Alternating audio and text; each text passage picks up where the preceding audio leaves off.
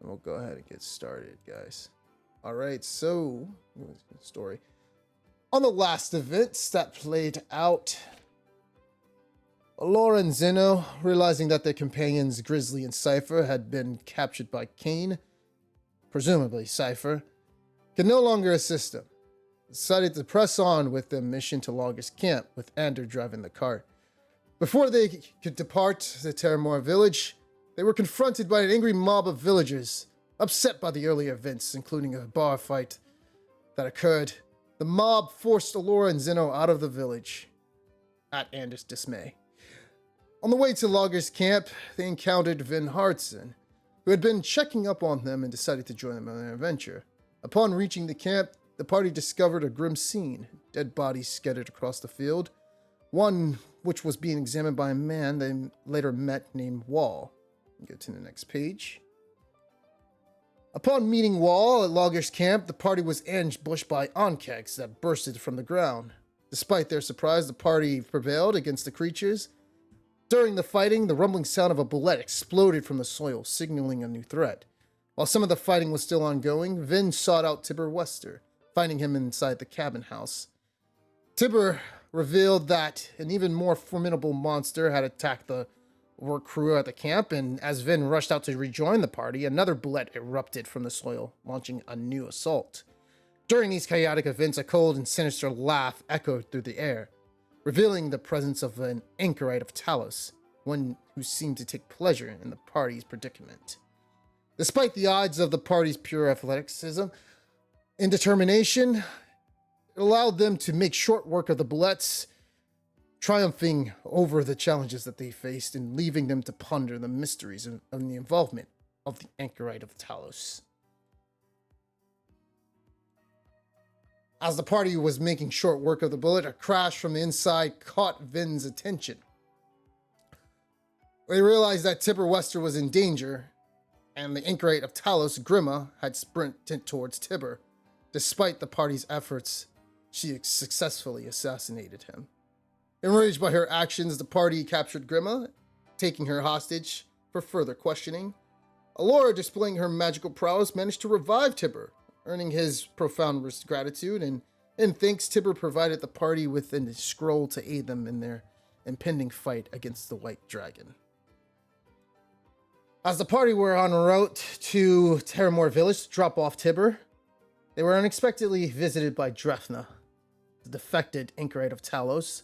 Drefna inquired about Grizzly, only to learn of his imprisonment by Kane. Shocked by the news, she resolved to seek out Grizzly and urged the party to dispose of Grimma, considering it the best option. Wall took the difficult decision to end Grimma's life as painfully as possible. Following the summer event, the party successfully dropped Tibber off at Terramore Village and then headed back to Phandalin, reflecting on the turbulent and emotionally charged events that had just navigated. And so, we come to our heroes in Phandalin. As you see this dwarf woman looking around and trying to seek answers for a man named Beatrix. What are you guys doing? Then I was gonna walk over to this woman.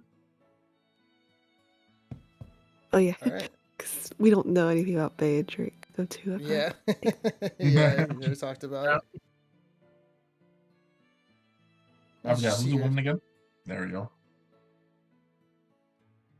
I'm gonna follow along. So as you walk up to her, she looks you up and down, and she says, she sticks out her hand for a handshake, and she says, Hello there. The name is Freya Rabberstone. Nice to meet you. Zeno puts out his hand, grabs her hand to shake it, and says, Freya, nice to meet you. Name is Zeno. Well, Zeno, I have a question. I've been around here. I just came from Gottelgrim. Have you heard of a man named Beatrix? He's supposed to be around here. Been looking for him. I know him, but if you don't mind me asking, why are you looking for him? Well, he was a friend of ours out in Gottelgrim. He journeyed out a few months ago, like around 2 months ago, and he came to Phandalin. I just got my, approval from a lot of the higher-ups, especially my mother. And so, this is my first journey outside. I wanted to see what he was up to. Freya and Zeno starts to kind of like grab his neck. It's like, I'm not to say this, but well, Beatrix lost his life in an adventure we had. What? He You see, she starts chuckling a little bit, and she says, You're kidding. Beatrix didn't lose his life like that. The Beatrix? Are you sure we have the same Beatrix? Yes. Stocky dwarf cleric? Yes. When did this happen? This actually happened on one of our very first quests.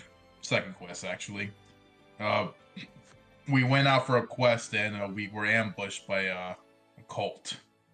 And unfortunately, Beatrix was killed during the escape. A cult? Where was this at?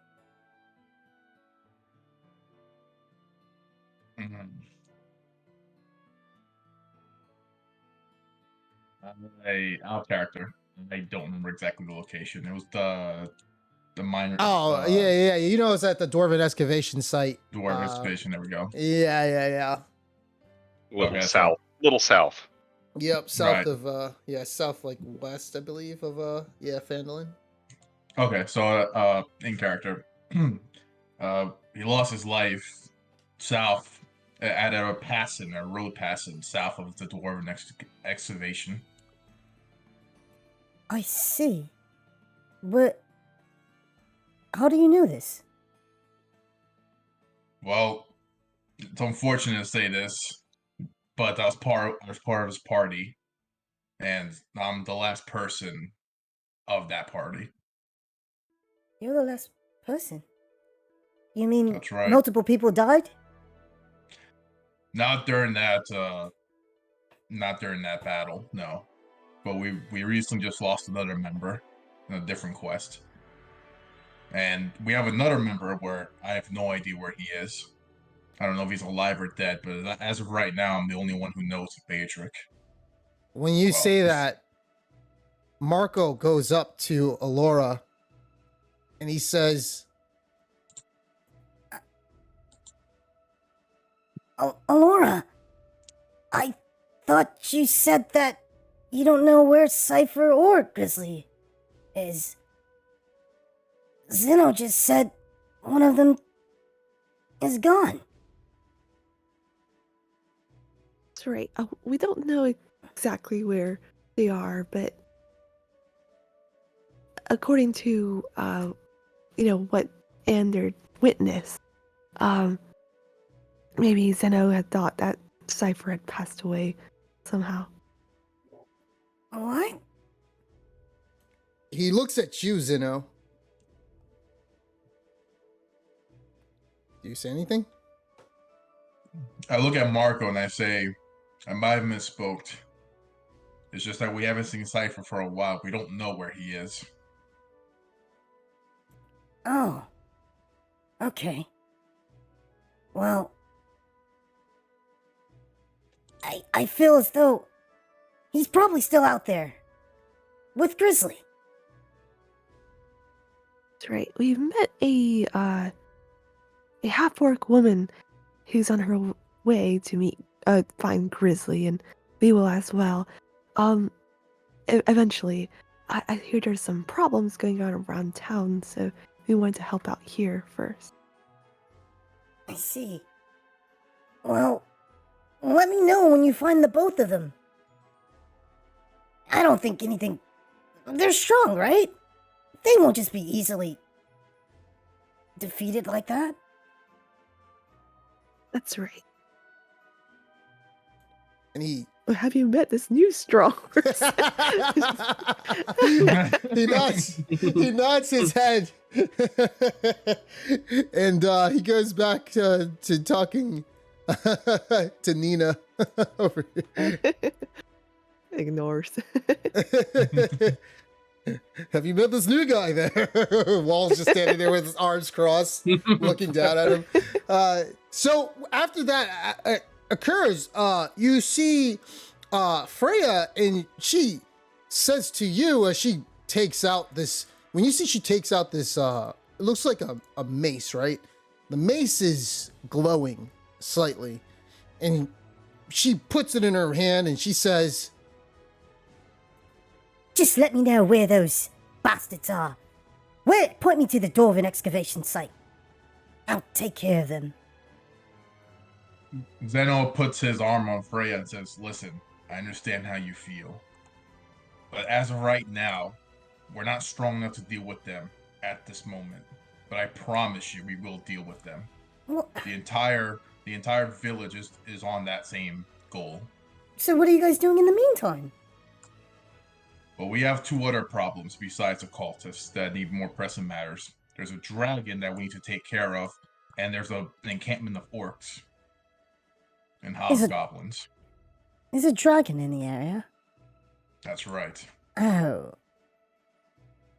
Where are they? And orcs.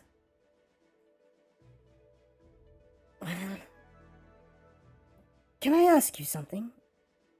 Sure. Do you know exactly where Beatrix died? You said it was at the Dwarven excavation site. Was it in it or outside? It was south of it, at a road passing. I see. I'm not gonna do anything. I just want to inspect and see. You know, I'm not just your normal average girl. I do have some abilities that I could utilize as well. I'm a cleric just like Beatrix was. I'm sure you do, and you look very strong. Normally, I would like to challenge you to someone like you to a spar because you look so strong. But I'll say this: please don't do anything rash. Wait until we're all ready, because a lot of us want to avenge Beatrix's death, and we'll do it together. There's no reason, no sense to go out alone and get killed. I'll take your words into consideration. This is my first journey out, and my mother, she would... if I told her the news, and some of the others... well... Made a game. Sorry. Just wondering. Can a cleric of her level kind of bring Beatrix back if he's been turned into a white? Nope. She level 5, like you guys. Okay. She knows You what you would know. need something like a wish spell. She knows what undo you that. know. Like the same spells that Okay. you have, she can get, basically. It's Gotcha. just that you can choose. Sorry. Yeah. No, you're fine. Yeah. Yeah. Like the only people who's really able to really revive is like Krista, her, you. Everyone. What'd you say? Jarun. Oh, yeah. I guess Jarus could bring Theodric back. But that is he would charge an arm and a leg for that. Because there's not even really there's a body, but yeah, like There is a body. but there's something inside. There's something inside the body. He's like, yo, you guys do the dirty work first. I'll sit here and just give me those magical items, and I'm good. So yeah, as you were conversing with Freya, she says she kind of just like she mopes a little bit as she looks down to the ground, and she looks back at you and she says, Well, that's not the news I really thought I wanted to hear from coming in here, but I think I need a drink. Is there a tavern around here? There is a tavern, but before you go, because I think that was a good time before you take that drink, so it feels better when you do take that drink. Beatrix has his body is being manipulated by the cult.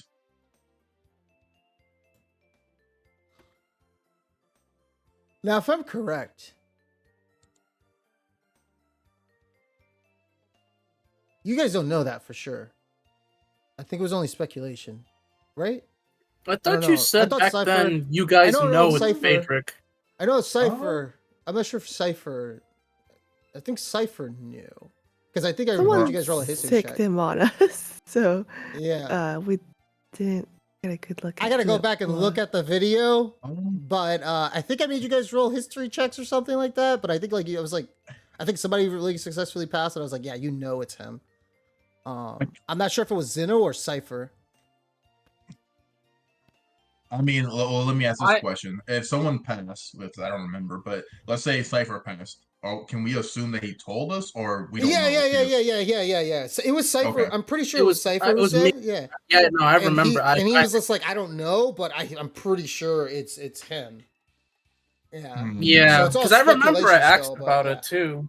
Because I was like, "Oh, am I sure?" Like you were like, "Yeah, no, you know that it is him." I remember you saying Yeah. that to me. So then I'm pretty sure I conveyed that to you guys. All That's what- right.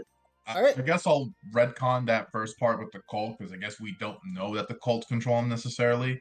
So I'll just say that Phaedric we saw him moving as an undead or something. We're not entirely too sure. Oh man, she looks at you and you see her face go wide, and she says, You're telling me that they revived it and made him a white? That's our speculation, yes. We're not entirely sure. We were attacked by him on a different quest when we were out in the woods. Wait. What have they been doing? This cult. Have they attacked Vandalin? Not yet, but we can assume that they're going to eventually. But the You- reason why we haven't made a move on them is because we have to deal with the impending dragon and the orcs. We know that the orcs are going to attack very soon. I'm pretty sure there's another threat that's about to be worse than the orcs and the dragon. If they revived Beatrix, and they're under his command, have they killed others and taken bodies? I'm pretty sure they're going to start reviving other entities. We don't know. We've only seen Phaedric revived. We haven't seen anyone else yet. "Give me a history check, specifically you." Oh boy. And this one's kind of tough, but all right, yeah, you don't remember. Okay. Your character doesn't remember them picking up bodies of orc bodies and taking it to the dwarven excavation site, like they were about to do to. Well, even if I knew that, like if I remember, let's say I have remembered that, would I know that they're gonna use those bodies? Like, Well, we you would haven't seen tell an her undead like, orc, "Oh, right? they're picking up dead bodies and putting them somewhere." Oh, yeah, Okay. I Yeah, see what you you're- mean. yeah. So, she looks a little bit concerned, and she says, Actually, I think I'm gonna hold off on that drink.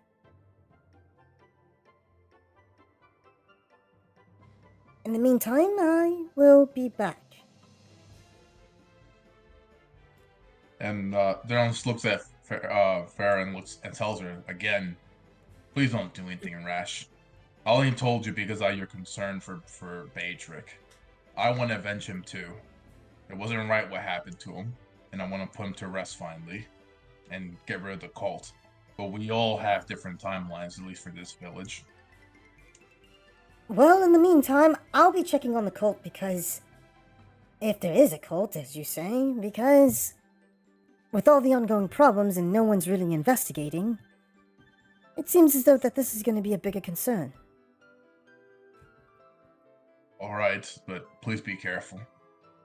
I will. I'm Your gonna name walk. was- Oh, sorry. She's asking Zeno. "Yeah, she's asking Zeno what his name is." Okay. Oh, my name is Zeno. Zeno Flamin. And she nods her head. What were you gonna do? No. So I walk up and I say, excuse me, I have not introduced myself. My name is Wool. Your name was Freya, yes? Oh, that's correct. Yes, I just met this gentleman Zeno and his companion Alora. I never met this Bedrick person, but he sounded like a great person. You have my word, I'll help them deal with this situation with the cultists. What I just heard now is incredibly vile, and I cannot let it stand. Oh. You're... Wow, such a strong demeanor. I appreciate that. And, I'll let you guys know if I find anything. Just be careful. As he said, it must be dangerous. Hey, When the time comes, maybe we could all work together and put a Hey. stop to this. give me a charisma check. Oh, the Riz. Let's go. Wall with the Riz. Barbarian of Riz. Oh, no Riz. No Riz. No. Absolutely no Riz. Fumbled. So she nods her head at you and she says, I appreciate that. Your name was Wall, you said, right? That's correct. I thank you for your enthusiasm. In your name was... she looks at you, Alora.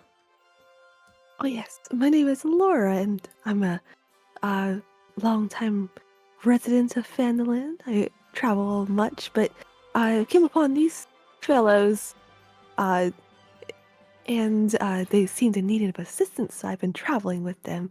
So sorry to hear about your associate Beardrick. Yes. We will do our best to keep an eye out for the cult as well. I appreciate that. Mother always used to talk about Beardrick's training and him. You know, I used to look up to him when I was a kid, actually. Yeah. He was quite the heroic type, always putting others before himself. I always wanted to be like that. I wish I could have met him. Truly sounds like an incredible role model. But, as I said, I thank you all. And I'm just going to go and... Just simply check the place out. I won't be, as I said, you can trust me on that, Zeno. I won't be erratic. Okay, good. And she begins to walk off, heading south west. All right, what do you guys do? I'm gonna turn around. I put my hand on both Zeno and Alora's shoulders, and I say, "You two have been through so much. You have my consensus." Well, thank you. We definitely feel like our party has rounded out much better with you here. We're some dire straits. If you don't mind me asking, would you tell me about your companions that you lost? I wish to learn about them and their heroic exploits and sacrifices, especially the Bedrick. He sounded like someone that I aspire to be. If I am to meet him one day, as you said, I would like to remember the man, not whatever they've turned him into. As I look at Zeno specifically.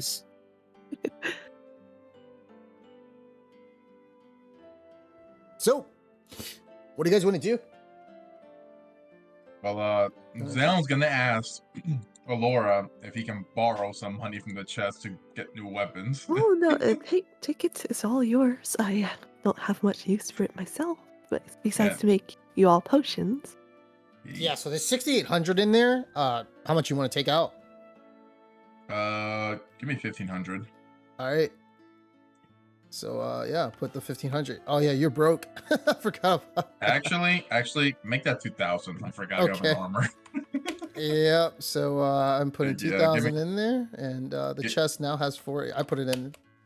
All right. Yeah. And I guess I'll take all the gems because after that I'm gonna go and sell them at the miners exchange. All right. So let me put all the gems in your inventory. Plus, I gotta go see a certain someone.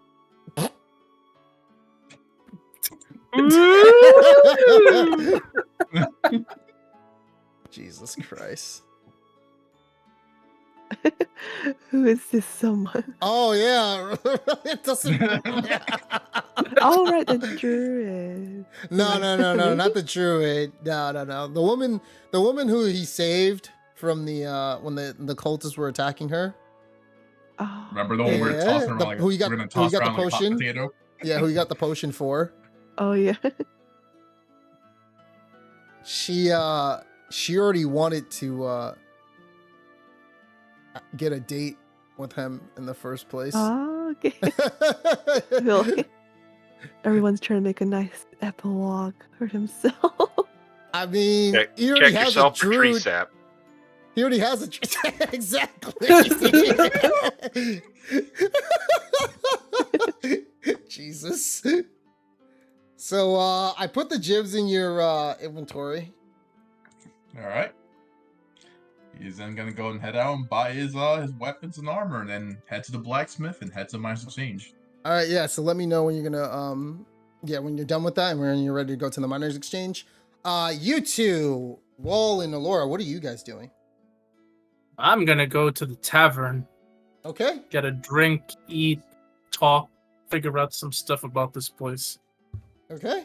Yeah. Is there anything left in the chest? There is Matt's. There's a quarterstaff, a longbow. Oh, okay. Yeah, his longbow +1 and a diamond. There's a diamond in there. Oh, okay. I might take that diamond unless Zeno Yeah. needed it to propose or something. No. Alright, You can. I wasn't gonna sell the diamond. You can have it. Okay. She would literally take that and leave Fandom. So yeah, you got I'm gonna put the diamond in your inventory. Oh my god, you got so many diamonds. You can revive people all day. That's a good thing. I might die a lot. Oh my If I god. don't die first. So you literally have 2,200 like worth of diamond. Oh my god, Alrighty. that's crazy. And I'll come join Vol as well to see what's going around town. All right, go ahead. Alright. Let's see how this village is like. It's quite a wonderful place. There's many youngsters here to admire your strength. Adventurers alike. As you guys walk in, you see the bustling tavern. People are lounging around. You see Don John. He turns over and he looks at Wall a little bit, and then he looks at Alora. And Don John, you hear him. He screams out, holding a mug. Hey, how's it going? Hey, Don John. How you doing, girl? What's going on? Where's everybody at? Where's Cypher Grizzly and Zeno? Oh, unfortunately, much happened since we were parted from you, Don John, and the adventure past the hunting lodge did not go as smoothly. So we What? lost Cypher and Zeno along the road. They were captured by some mercenaries. So you what mean for? I'm Cypher not and Grizzly, sure. right?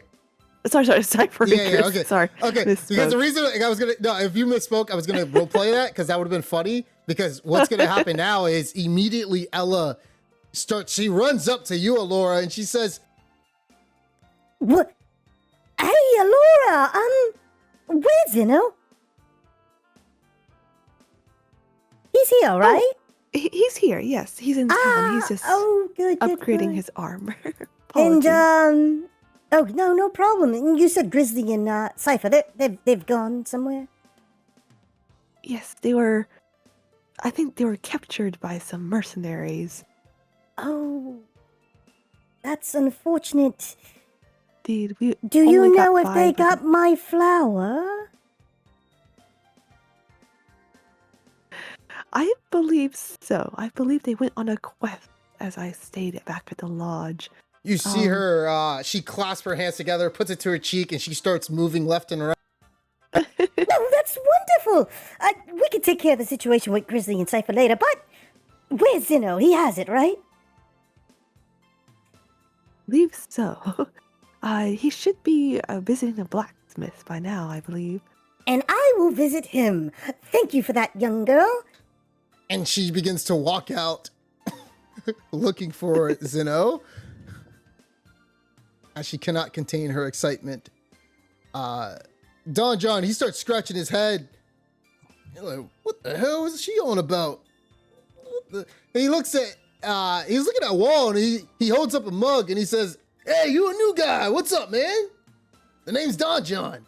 Nice to meet you. Oh, nice to meet you too. The name is Wool. Just came to this town right now.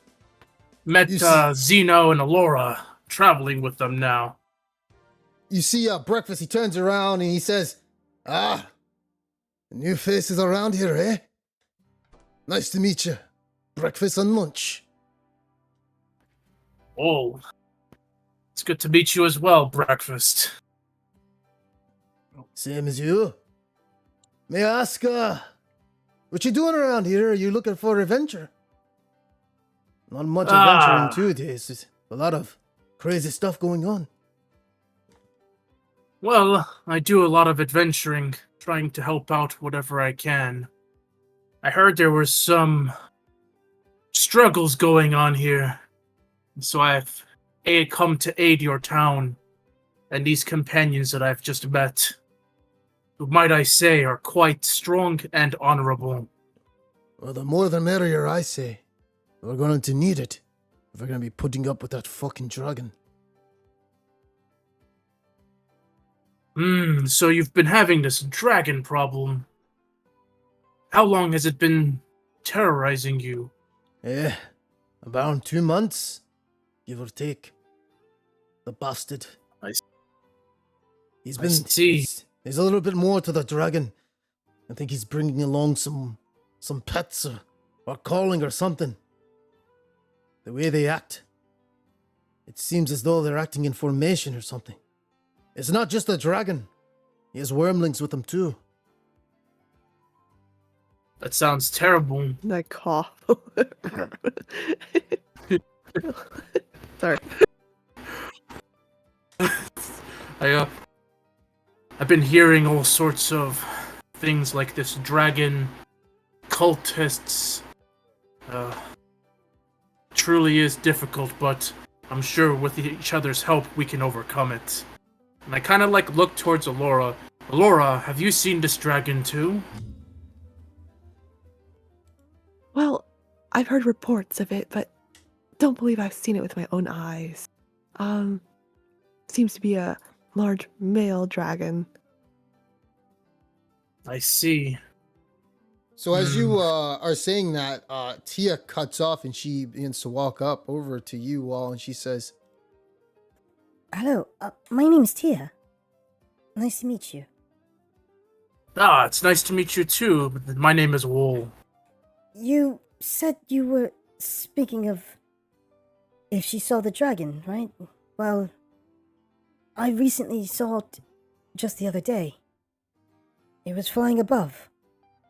I was coming back from Nomengard, which is south of here, and I have to say, there's been reports that the dragon took another farm. I hope it's not true, but if so, that is terrible. Just have to investigate. Oh, where's the... which farm was it?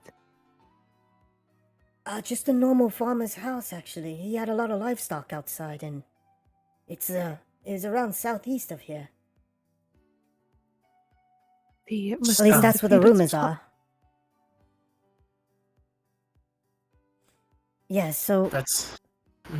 I think what we should do... You guys don't have to act, but I've been tracking down the dragon's patterns and its movements, and seeing where it may strike next. I tried to fight it, but this was a while ago. But unfortunately, I didn't do too well, as someone had to save me. And you see she starts clutching this pendant that you guys don't know who it was given to her from, but this was Beatrick as well. And it's a pendant, right, Matt? That Tia has? That is correct. Okay. And so when she clutches it, she looks up, well, you know, her eyes has a little bit of determination, and she says, I've been growing stronger, and I'm pretty sure you guys are strong as well. After time, I may be able to figure out a plan if I continue tracking the dragon's movements and coming up with a strategic plan to deal with it. That sounds like a good plan. We're going to beat it.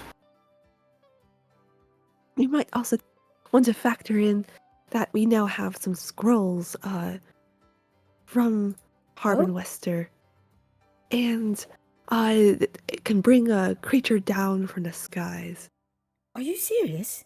so that we can have a better chance. Yes. You have that? That changes things completely. We may be able to restrain it and deal with it before it... I see. That's right. And I show And let her me- the scroll of Earthbind. and she looks at it and she puts her, you know, her hand to her lip as she starts nodding her head. And she says to you, Alora, I'll see if I can find the dragon's movements and see where exactly it's heading towards. Sometimes it comes out of the mountain path south of here, but there's other times where it comes from north of Neverwinter Woods. As I said, I'll see if I can find it. Like I said, I'll keep my distance, but...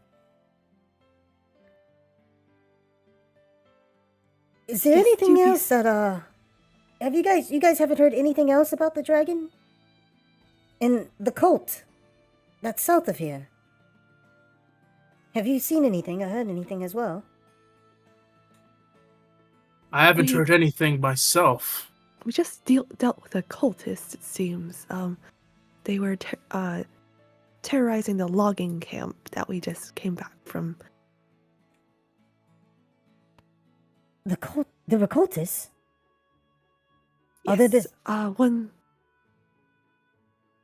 one such seemed to have overrun the camp with her so-called pets. Pets?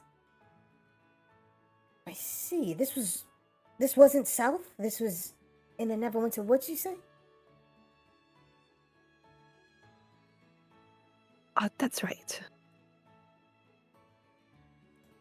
Tia kind of nods her head and she starts looking a little bit puzzled. And she murmurs to herself. And she says to you, I'll take that into consideration. In the meantime, Yeah. you do be safe, Alora. Marco's been You- talking about you relentlessly lately. Yes, I should go You- spend some time with him. as You well. know, he wants to become a traveler like you, a merchant like you in the future. I'm sure he'd do very, very well for himself. And if that's so, I will show him the ropes. By the way, so you said Grizzly and Cypher, they were captured? That's what we made of it. Unfortunately, the situation was very chaotic, and I had tried to escape with Grizz as he was the one that I could save, but he just disappeared when I came back. I see. And the mercenaries, they seem to have captured one or both of them. What would mercenaries want? What? Them? What did they do? They were operating under the command of someone named Kane. I don't know if you've heard of them. No, I haven't. Indeed. don't believe I have either, but they are very formidable.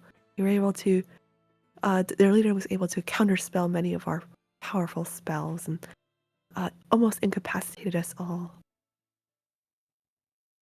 I see. Well, hopefully they get out. I don't know if... Do you know where they went? Perhaps back to the dungeons of Waterdeep, from what we know. Waterdeep? That's a whole 10's day away. Indeed. I know not what for, but it seems as though we've been under investigation by them for a while.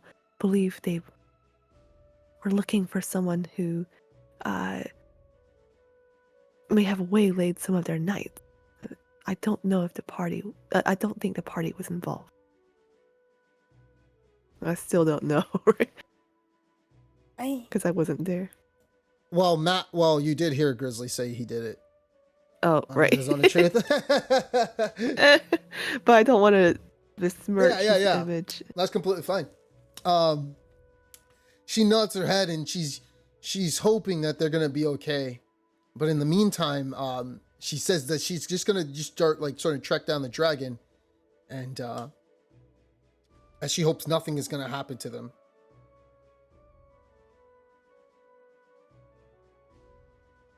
Did you want to say anything else? As well. Do be careful when you track the dragon and the cultists, though. We will keep our eye out as well. Has anything been going on lately in the village? Tia turns her head to the side and she says, I don't know, actually. I just got back. I was working in Nomengard because Tia asked me to do something. She wanted me to make a deal with the gnomes. Apparently, she wanted me to get some of this purple wine to mushroom wine. And they did come up with a deal, but, she wanted to wait until Zeno and the rest of them were back to discuss it. It seems as though she's pretty hungry for ingredients, isn't she? Well, Tia said this was for the orcs, actually. Oh? As I think she's coming up with a plan to, based on Grizzly's assumption, to deal with them in a manner that doesn't really include violence. They may be able to incapacitate them, in a manner of speaking. Well, this is something that I can help with my potion crafting skills. Like, toss in my expertise. I think that would be wonderful. But if I may say, I think they actually will supply us with the ingredients. It just costs a certain amount of gold. And I'll discuss more into it later when we have everybody.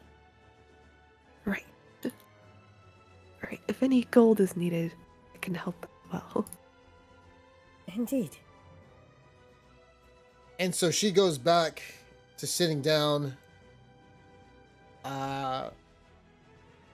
What do you guys want to do? I'm gonna go and sit on the stool here and ask all this gentleman. Yeah, go Tomlin, on. he looks. Yeah, he's cleaning the mug and brolic individual. He turns to you and he says, "Hey, how's it going, man? What's your name?" The name is Woe. Just came to this village. You're not a distant relative of Zeno, are you? Oh, you know Zeno. It's a great guy. Yeah. Usually loves to get the dragon breath ale. Trust me on that. Really? It's some good stuff. Well, actually, I was going to order that myself if you had any. Oh, absolutely. I'll be willing to give you some. Sure. How much is it? Well, let me just check my, there we go. It's going to be 1 gold piece. It's the finest stuff we have. All right. I'm going to go and give him 1 gold piece. which is pretty steep for some ale. But yeah, so he tossed you a dragon's breath ale. You want to drink it? Yes. All right, give me a Constitution check.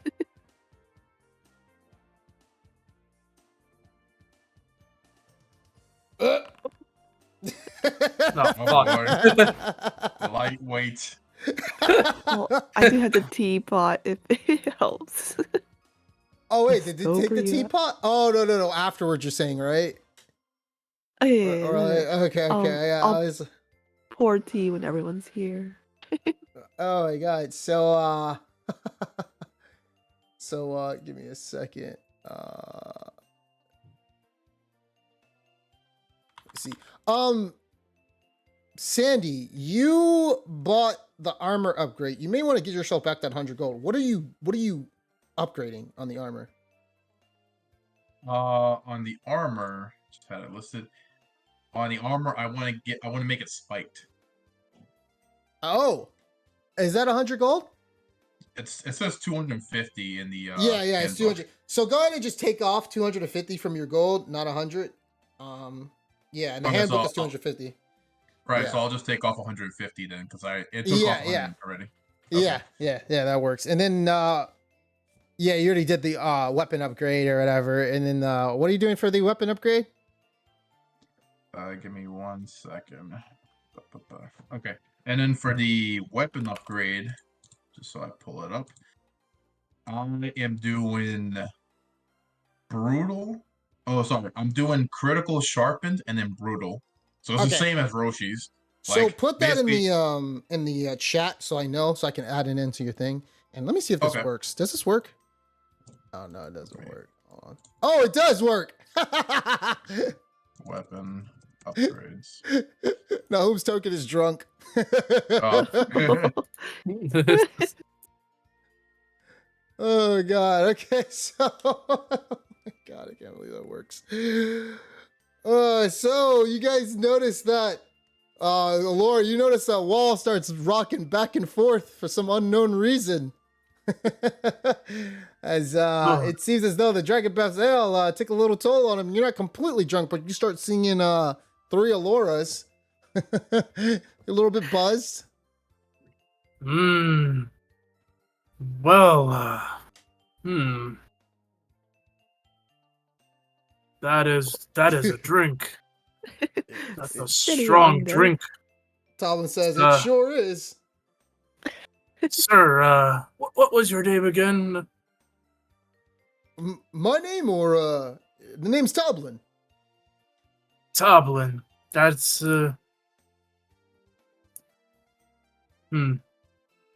If I may ask, do you have, so I know this is an inn, is there lodging here for me to procure?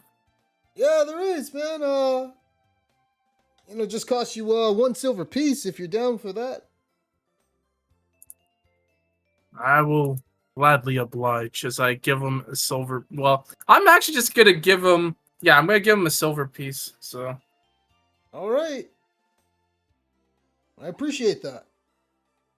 I am gonna go lie down. Alora, I shall catch you later. As I walk stupefied, You see, Bing is looking at Wall like, what the heck is that guy doing? I'm like, you can just choose out. that's you can the choose wrong door. he walks into the door, Wall into the hits wall. wall. Wall hits the wall. And I just lay in the bed. I'm like, my head. Can't believe I got drunk so easily. Perhaps it's from all the tragedy. Perhaps it is. And you're just out there, so you're kind of out right now.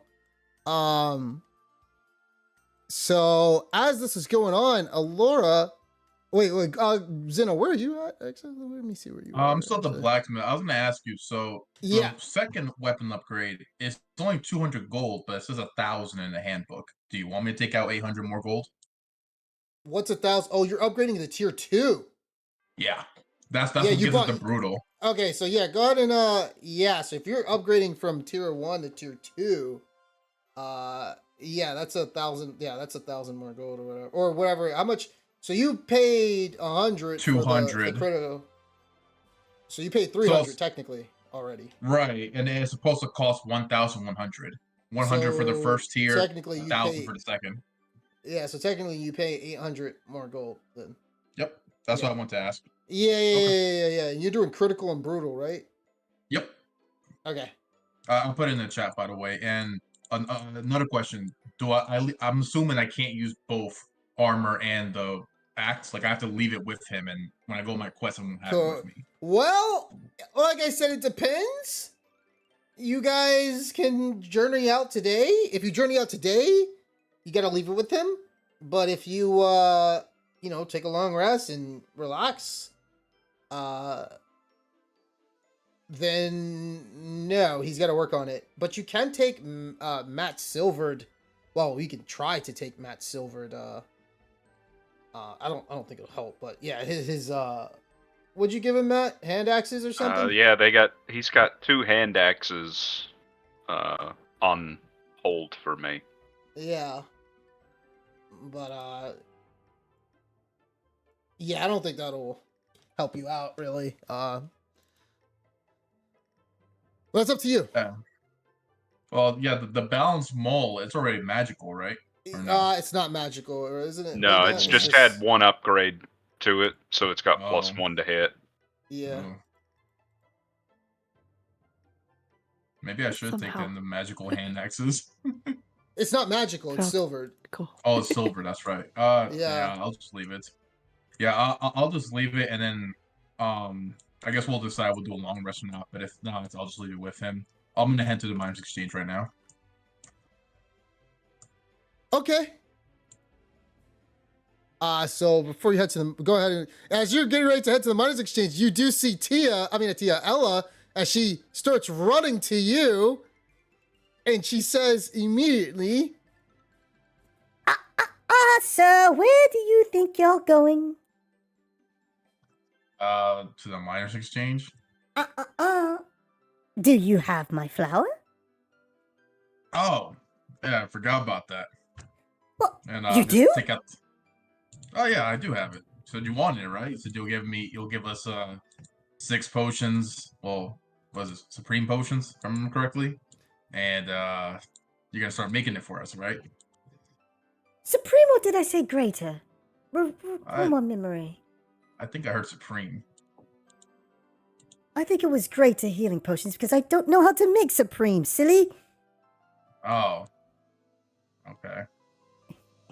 Anyways, I could give you one for free. I'll add on to it if you give me the flower. and you start seeing stars in her eyes as she's looking and waiting, anticipating for you to take it out and show it to her. Morella, Great. and Phrasing. what?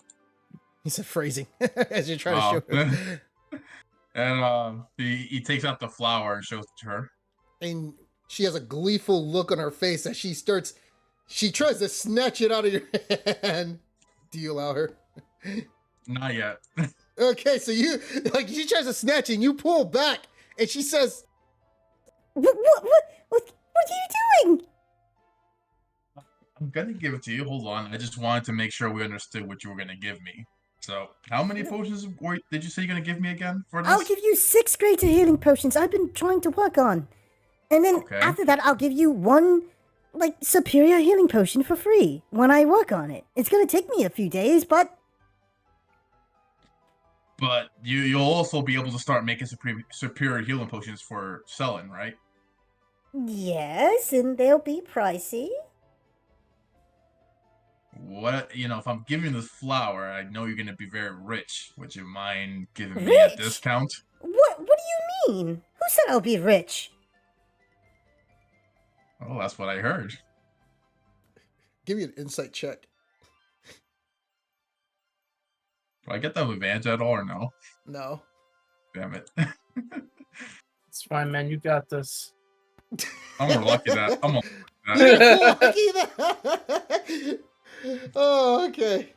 I'm lucky that. I stand by what I said.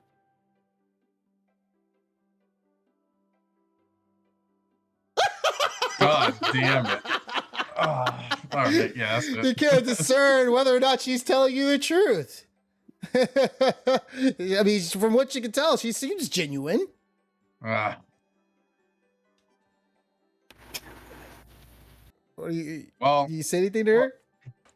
well, I said, I guess I must have misheard. But, those Supreme potions will be kind of pricey. You think you can give me a friendly discount since I found you this flower? A friendly discount? Come Yes. on, Ella, we know each other. Specifically for you and maybe Alora because she's so nice to me. That's fair. And also, by the way, I heard some talk in the bar. Cypher and Grizzly? Nowhere to be seen? Right, we believe they've been captured. We're not sure if, how much that's true, but we believe they're captured. What? Oh, She starts to whisper something. Roll a perception check. As she puts her hand to the mouth. And you hear her say under her breath, nothing better not happen to them. They're good customers. I need them to take damage so they can buy potions off of me. And Zeno has one of those anime sweat marks behind his head as he hears this. So that's the only reason why you're worried about them? She looks at you and she is surprised that you heard her, and she says, What? What? Say what? What do you mean? And then it just starts to chuckle and is like, it's alright, Ella. Don't worry about it. I find it funny.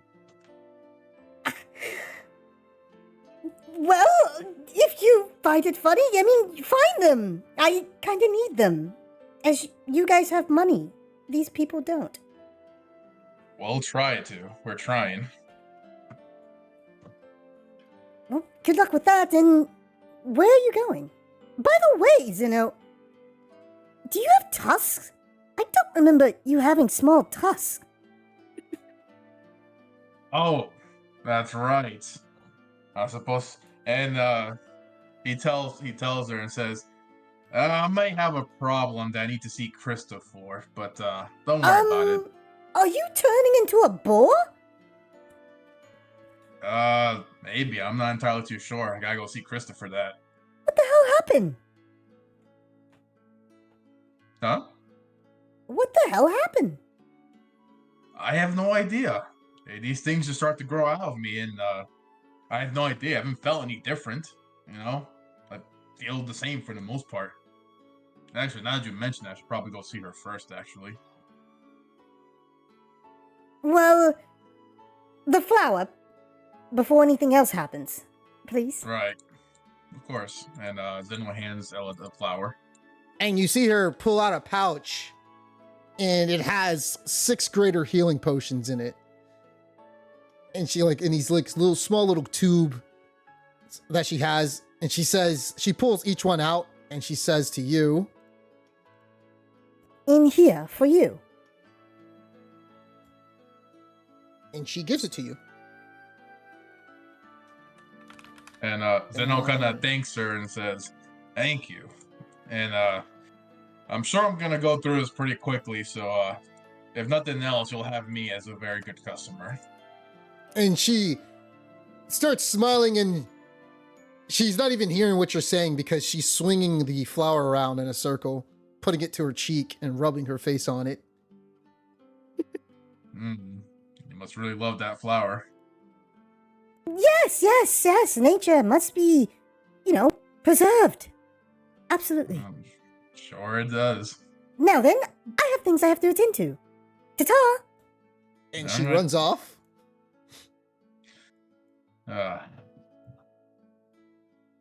Even though that woman can be greedy and only thinks about money, she does mean well. I like her. And I should probably head to Krista and See if I can get this fixed.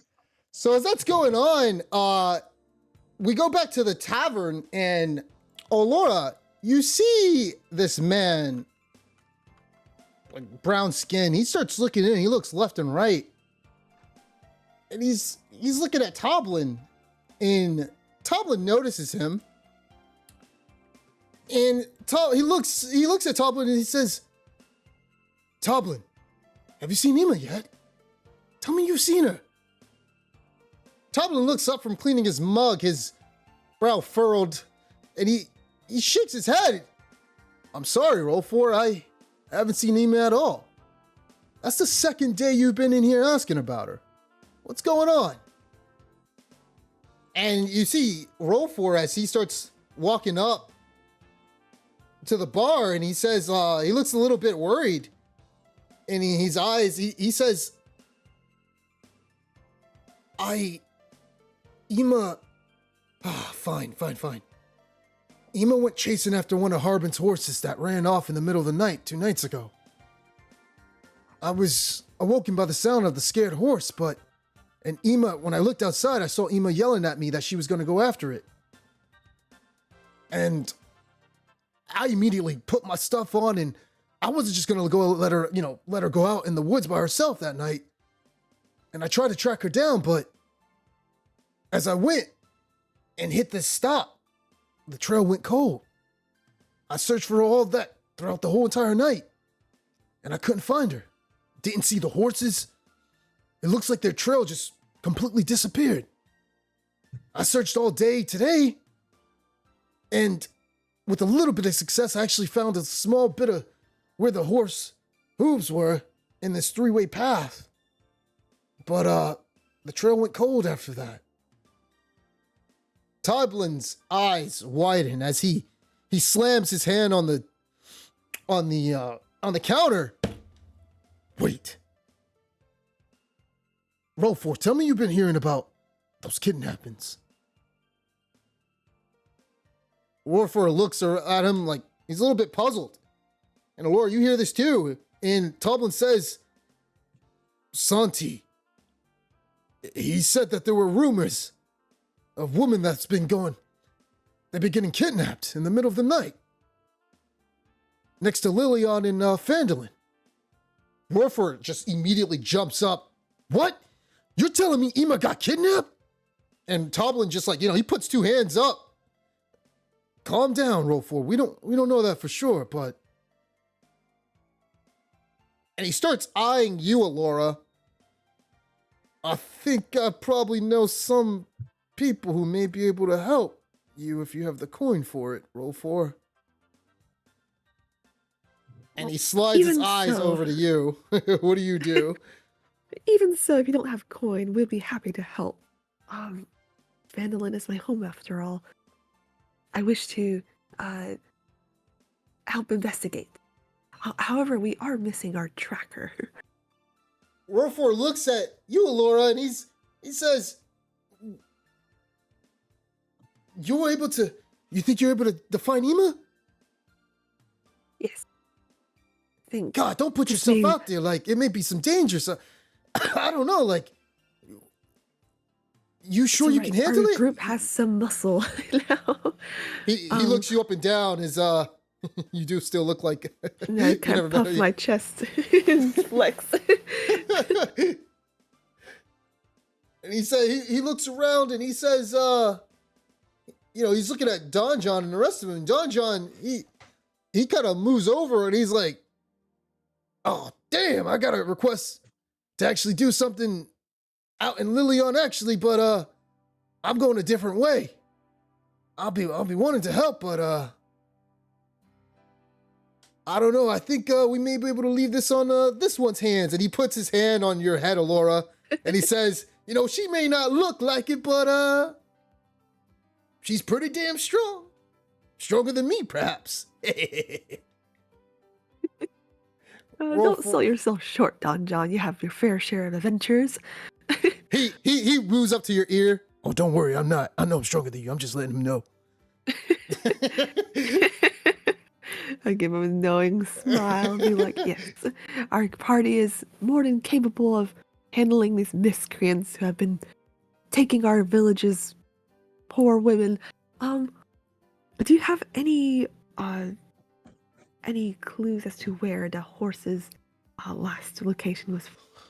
Rofor looks up and he says, "Yeah, I can show you. It was west of Fandolin. Like, all I know is that the trail led off to this three-way fork. It's west of here, and if you follow the road that usually leads you to Umbridge Hill, and you turn, west of there, you'll be able to find it. If you just stick on the main road." Got it. All right. Let us. I'll gather the party and let them know. And All right. Toblin, you mentioned that Santi also knows some information. Yeah, Santi, he travels around a lot. I'm not sure where he is. He's all over the north of the Sword Coast. He doesn't really operate in Waterdeep, but he's usually the messenger. If I remember correctly, though, Santi may be in Coneyberry right now, though. I see. Got it. So he may not be able to help now, but that's all I remember from the rumors that he told me. We can go off of what we have. Thank you, roll for. You certainly have initiative. Sorry, roll for initiative. Yep, Sorry. that's what that's what I made the name. I have a lot of names. You guys haven't even met Anita Head yet. Well done. But it's Anita, and then Head is her last name. That's it. So yeah, as you you look at Rofor, he looks completely like grateful that you're going to be able to do this, and he says, "Please, whatever you do, just don't tell Harbin. If I told Harbin, he wouldn't give a damn about Ema. All he cared about is that his 2 horses are missing." I see. We'll be careful not to mention this to him. Although he does owe us good a favor, so So that's He might Timber be- Wester, not Harbin Wester. oh Yeah. Harbin Wester doesn't give a shit about They his don't like each brother. other. Yeah. Because there's some money involved, Sorry. and he kind of wishes that his brother was actually dead. So. Yes. We won't tell Harbin a thing about this. We'll investigate separately. I appreciate that. I really do. Yes. The So- last thing I want you to have to worry about is money while lives are at stake. All right. All right. Sorry. Go ahead. No. So he does tell you that the fork, the way west is it's about a half a day's hike in order to get over to the fork, which is west of Fandolin. So he does say, he's a little bit worried. He does say, "When do you plan on heading out?" Well, one of our party members just stumbled into one of the inn rooms to rest. But I know Oh. time is of the essence. Our other one is getting some upgrades, I believe, and perhaps we can rouse Wall and see if we can get on the way today. I appreciate that. Like I said, the good thing is that Harbin hasn't left his house in a while, so he hasn't checked up on the horses, but I don't know. If you guys don't act today, I may think I'm gonna go back out there. Just let me Right. know. Best not to go by yourself. There's many dangers lying in the woods these days. I'll go out there. I can't just leave Ema hanging out there like that. Yes. Let us. I'll go rouse Wool and see if I can get him. Toblin, do you have any good hangover cures? A hangover cure? Well, I do have some water. Not sure if you have a paladin around. He could probably cure his his alcohol poisoning. And he starts to eye Ven. Just slap him a little bit. That'll fix him up. Right. He did seem like quite a lightweight size, surprisingly. I'll go over. Like, knock knock. No response. Whoa, there are innocent lives at risk. If we don't move today. Oh, what did you say? I go and I stumble off the bed. Give me a dexterity check.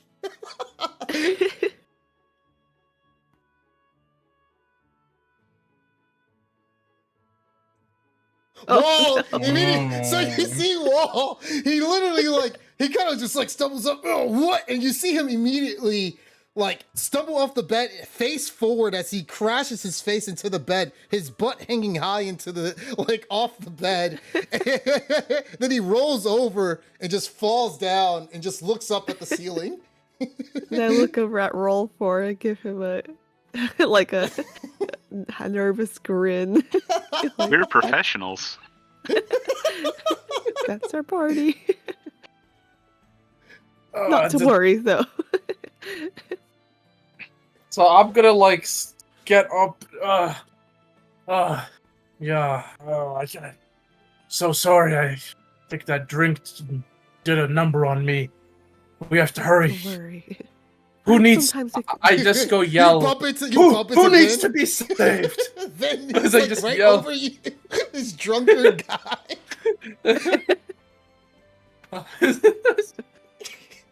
Who needs my help? I'm here. As I just start yelling. Everybody's looking at everybody, the whole entire tavern is just looking at Wall, who the hell is this guy? He may be a bit inebriated now, but he has the best of intentions, I promise you. Roll 4 very turns strong. to you, Alora, and he says, "This is one of the guys you said that I can count on." Yes.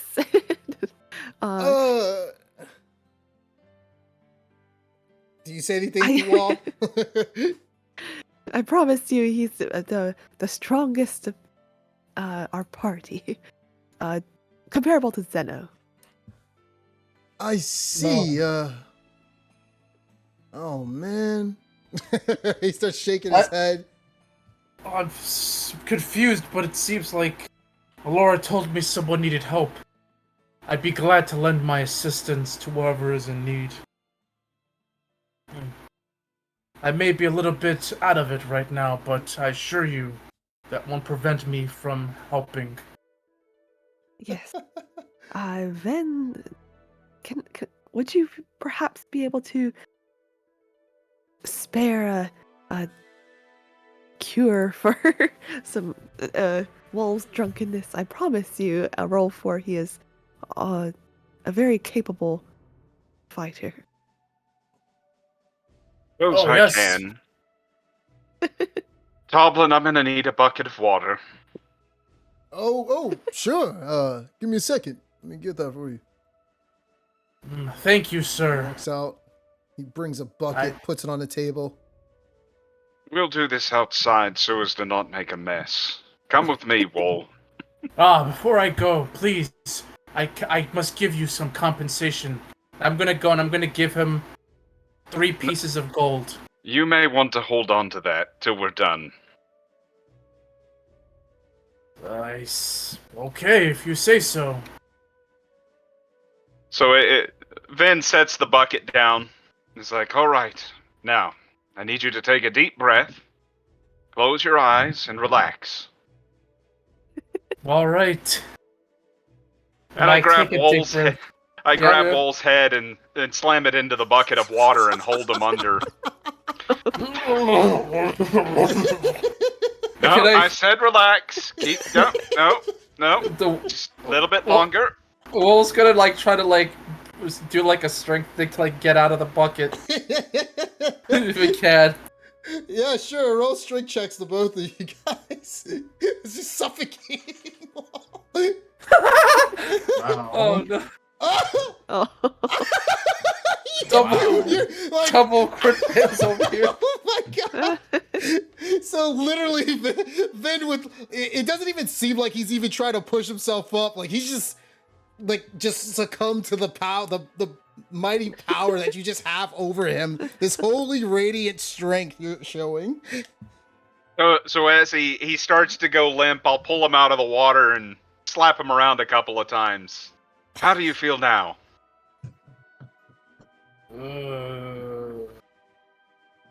Like Wall's just like out of it. Do you need another round in the bucket? Don't say anything if you do. My goodness. You have rough methods, but don't really feel as drunk as before. Although I feel like I have a headache now. Excellent. You can drink the bucket to take care of the headache. Towel yourself off.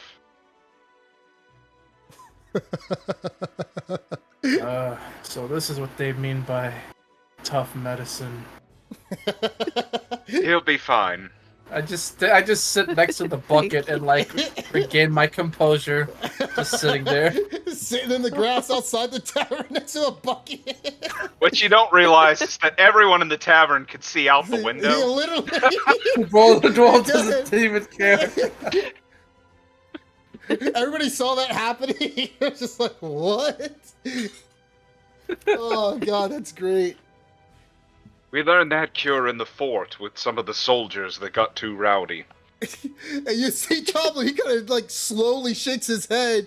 Big turns to you, Vin, and he says, well, that's certainly a method, all right. Wow. Well, all it cost was a bucket of water. Can't complain about that. Yes. Thank you, Ben. Anytime. Sure, maybe keep a light hand on a Dragonfire ale around Wall. Hey, Choblin, Toblin. yeah, he nods his head, and he's, you see him cleaning the glass, and he's like, I sure will. Regardless, you could trust in us, Rolfor. Believe we're ready to set off soon. I appreciate that. Please, find Ema. Then And I so, will yeah. give So a as you're bow doing and that, we go to Yep. Zeno, who has walked into Krista's house. Krista looks at you, Zeno, and she says, Oh, Zeno, how can I help you? Hi, Krista. I was hoping maybe you can take a look at this, and he shows her the tusk that he's grown out. Zeno, what happened? Honestly, I have no idea, but I think I might be becoming a lycanthrope. I'm not sure. I think you are. What is wrong with your group? Please sit down.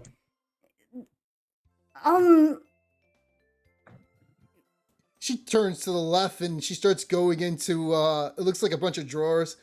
And she's like asking you a bunch of questions at the same time. And she says, You're not under the same thing as Cypher, are you? God, I hope this isn't permanent.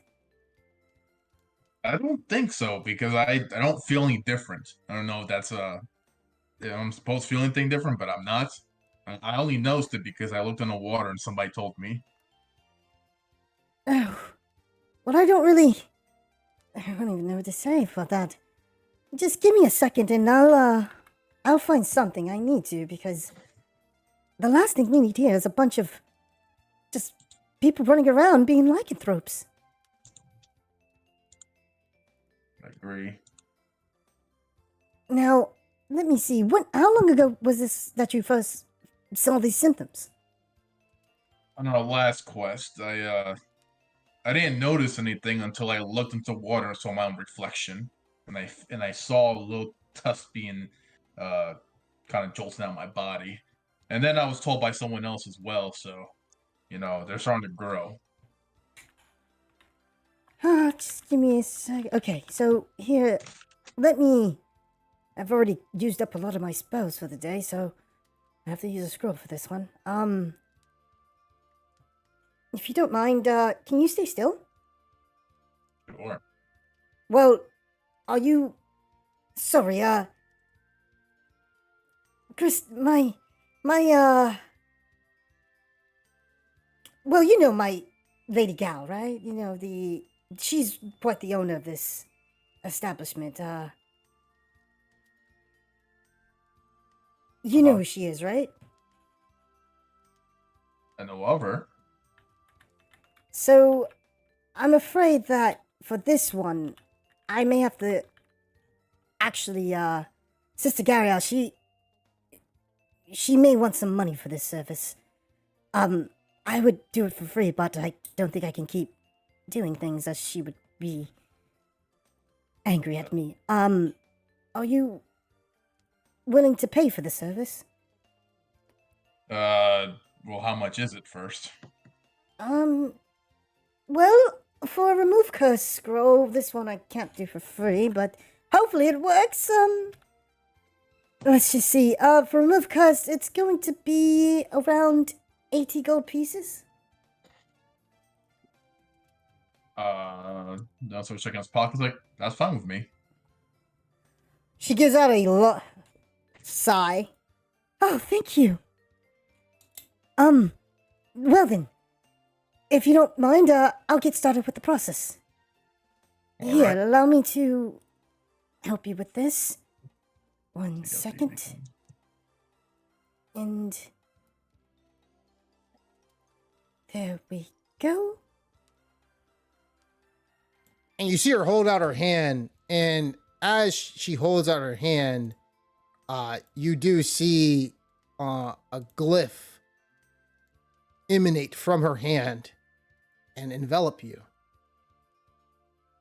And when it does, you start to see that your tusks turn back to normal sharp teeth, small sharp teeth that you originally had.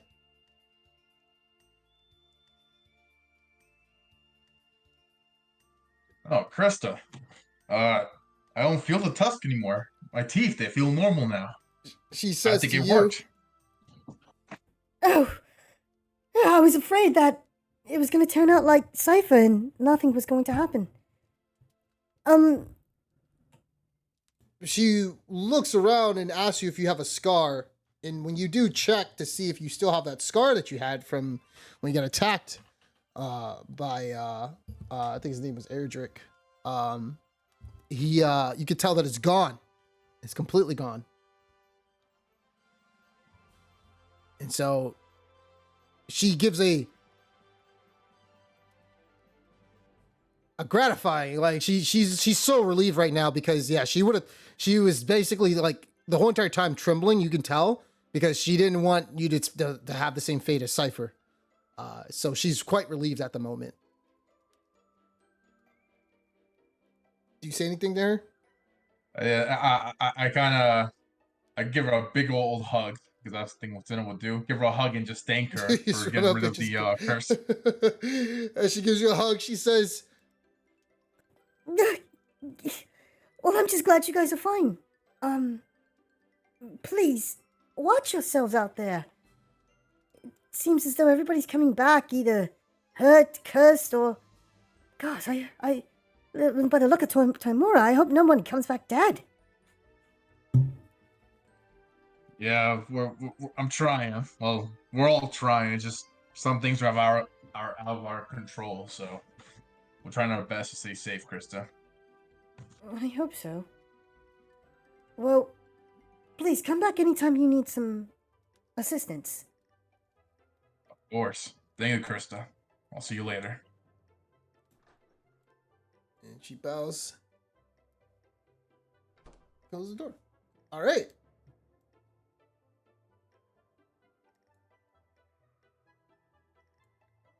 So you're going to the miners exchange.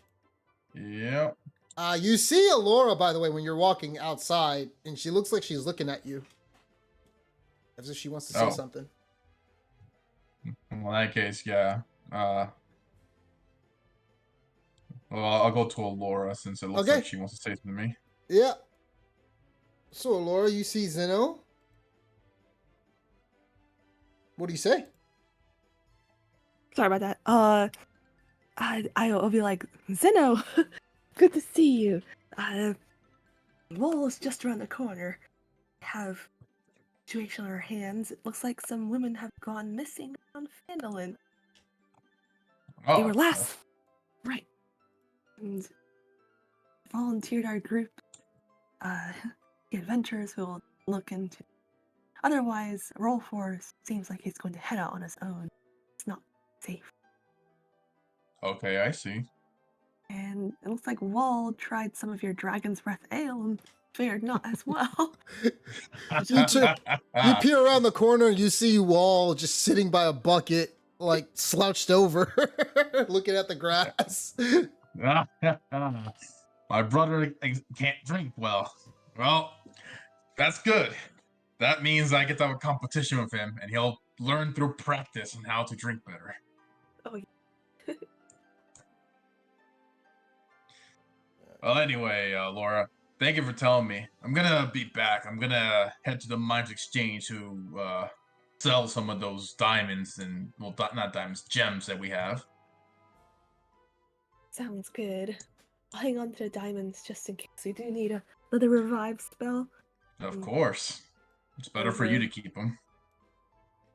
All right, so you're heading off to the Miners Exchange? Yep. Okay, let me pull up that map then. Give me a second. Miners Exchange. So it was Ella who was trying to get Tia to negotiate about Gnome. Huh? Oh, yeah. I'll talk. Sure, what did you want to say to her? Oh, I'll be like, hello, Ella.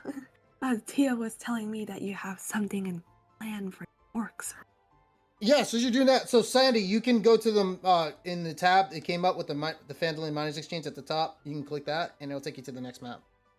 Okay. All right. So so right as you're there, you can go ahead and sell the. Wait, don't sell anything yet. Let me see if her selling property is Actually, she'll sell it to you for. Actually, she checks the quality of it. She's gonna sell it at 100%.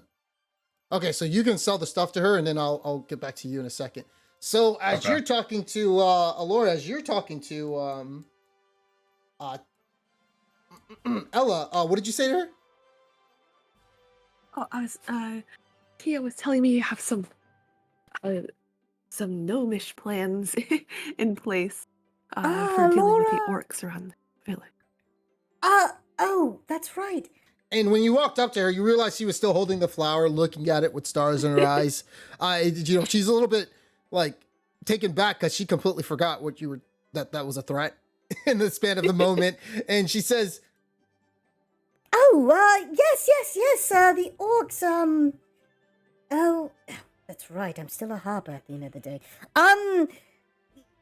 Well, yes. You see, Grizzly made a great plan, it seems as though, that if they had some more of those, the same thing he drugged me with, well, he didn't mean to, but I'll let him pass on that.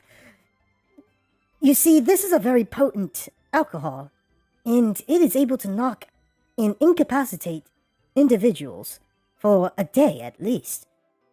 I came up with the assumption, and so did Grizzly, that we can probably talk to the gnomes in Gnomengard and get a batch and use it as a trap, so to speak.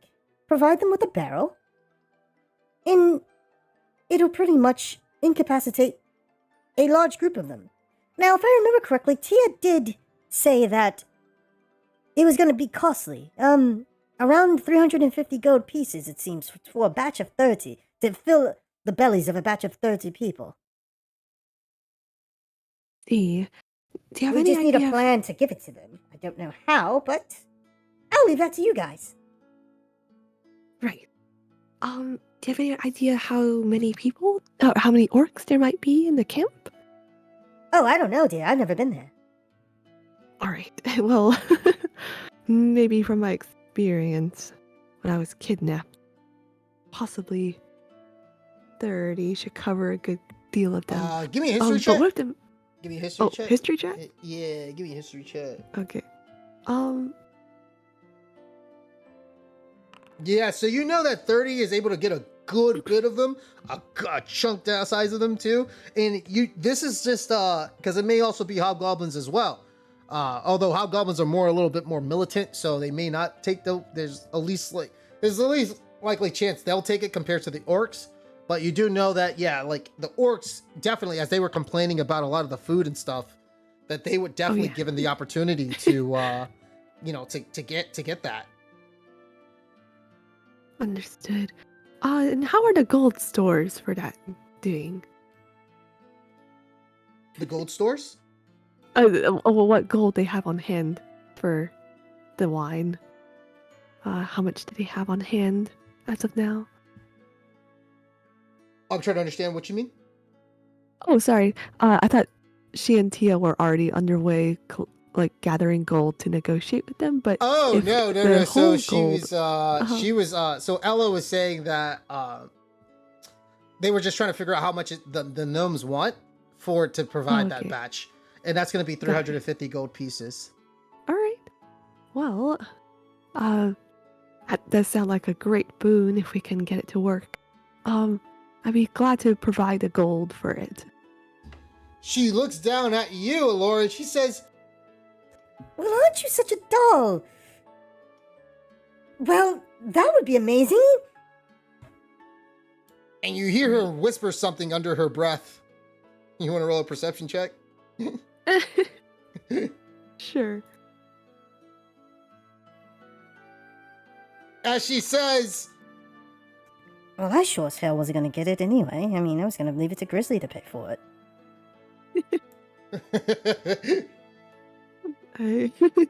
I pretend I didn't hear that. Nod at her, smiling. And then I'll be like, I'll give the gold to Tia, Dad. Not her. She's taking the negotiations. Thank you for letting me know. By the way, is there anything that I can do to help with potion-wise on our side? Perhaps if the wine isn't potent enough. I believe it should be. It did quite a punch when I took it. I believe it should be fine, but, All right. thanks to this flower, I can't wait to help you guys out. as you noticed when you were looking at her, she kind of paused for a second as if she was going to say something that she didn't want to say. And so she actually says that instead. All right. Thank you so much. And I'll And- go back into the tavern to Okay. Good. And so Tia. we head to the Phandalin Miners Exchange, where we see our good old man Zeno. Zeno, you see Halia, and she says to you, Ah, Zeno, it's been so long. Right, it's been a while, Halia. How are you feeling? I'm good, thanks to you. Krista told me all about it. That's good, that's good. So anyway, I came here to exchange some of these gems. Oh, yes, the gems. I'll be willing to take that. Let me ask you, Zeno, are you doing anything No, later? no. Well then, I do have some, tea in the back. Did you want some? Sure, I'd like some tea. I would like to thank my savior. If you do not mind. Sure. Lead the way. and so Alora, you realize for some reason Zeno has been gone for at least 2 hours. Oh. God. Oh, okay. Well, if it's for a good thing, then that's fine. The big pot of tea. It takes a long time to drink that tea. As the cutscene fades to black, and we go to Grizzly, which the camera shifts over. And give me a second. Also, by the way, just a heads up, I'm gonna dump quite a bit of gold into community chest because I'm encumbered right now, so I need to get Oh. rid of some of that gold. Yeah. I don't know if you want me to tell you the amount now or just wait till later. Can it be exchanged for platinum? Oh yeah, she'll do it for free. She'll definitely exchange that shit for platinum for free. Oh, If yeah, Zeno's the that's one. right. If Zeno's the one doing it. I forgot that she can do that. And Yeah. now that it's free, yeah. So I might as well just do it now, right? Just exchange it. Yeah, Is you there can some- exchange all. Yeah, if you want to exchange all the gold that's in the community chest too, that'd be a good thing. You don't have to do it now, but later you could say that you went back and did it. Okay. Yeah. Let's divide by 10. Let me do my inventory then. Ooh, look at all that stuff weight I just got rid of. You got rid of weight another weight. Yes, I did. This I'll guy. just go ahead and deplete the gold for the wine right now. This guy. Let me know if you guys can see the Gotta map. load off my inventory. Can you guys see the map? See this right here. That's Yes. loading. Okay, Yeah, I cool. can see it. Loading. Had to zoom out. So yeah. Yeah. Okay. Just look right Same here. here. I have to zoom out. Now it's there. Yep. Yeah. Okay, yeah, it's a big map. All right, so give me a second.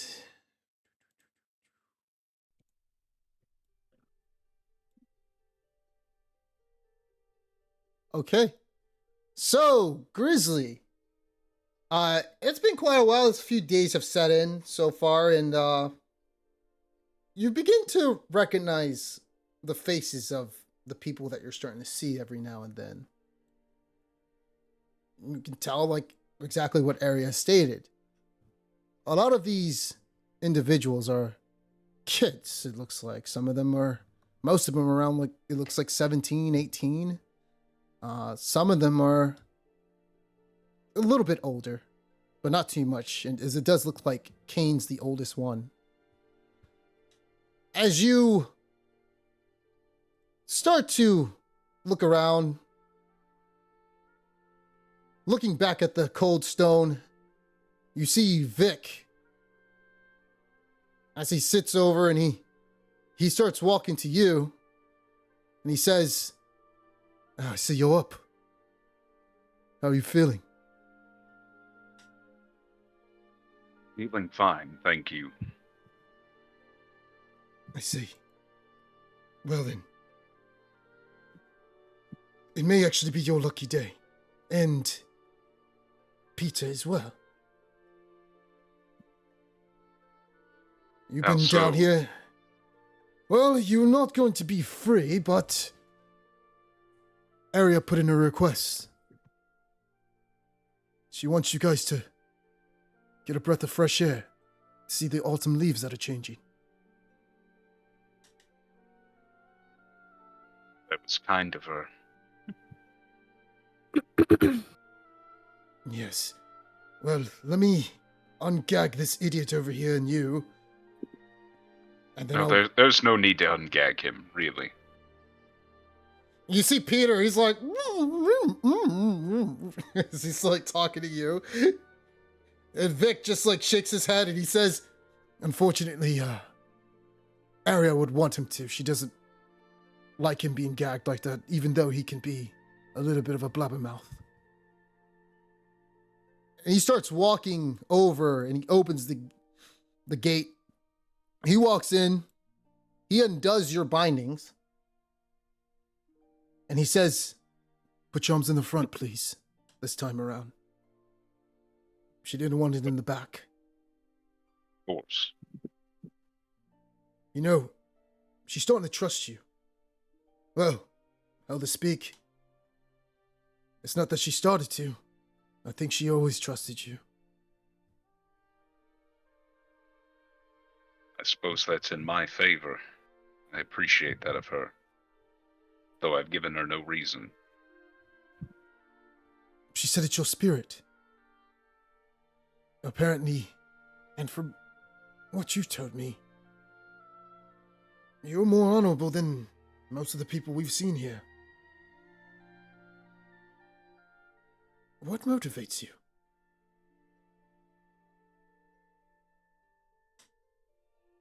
I simply want to live.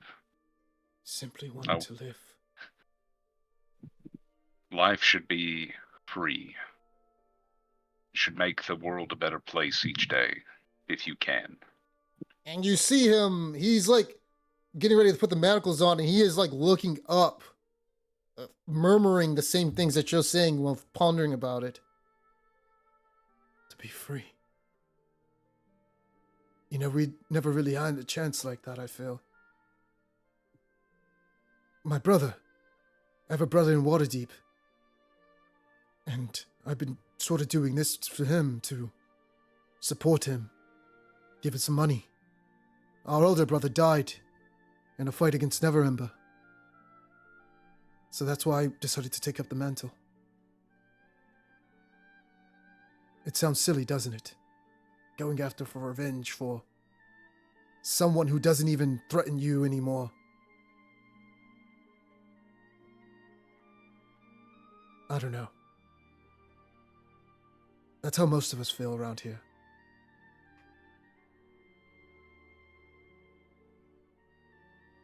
No idea Neverember had caused so much harm. Indirectly, he did. I wouldn't say my brother's actions were the noblest, but Neverember, he has quite a ways of dealing with his enemies. It's quite cruel, actually. And that's why we fight.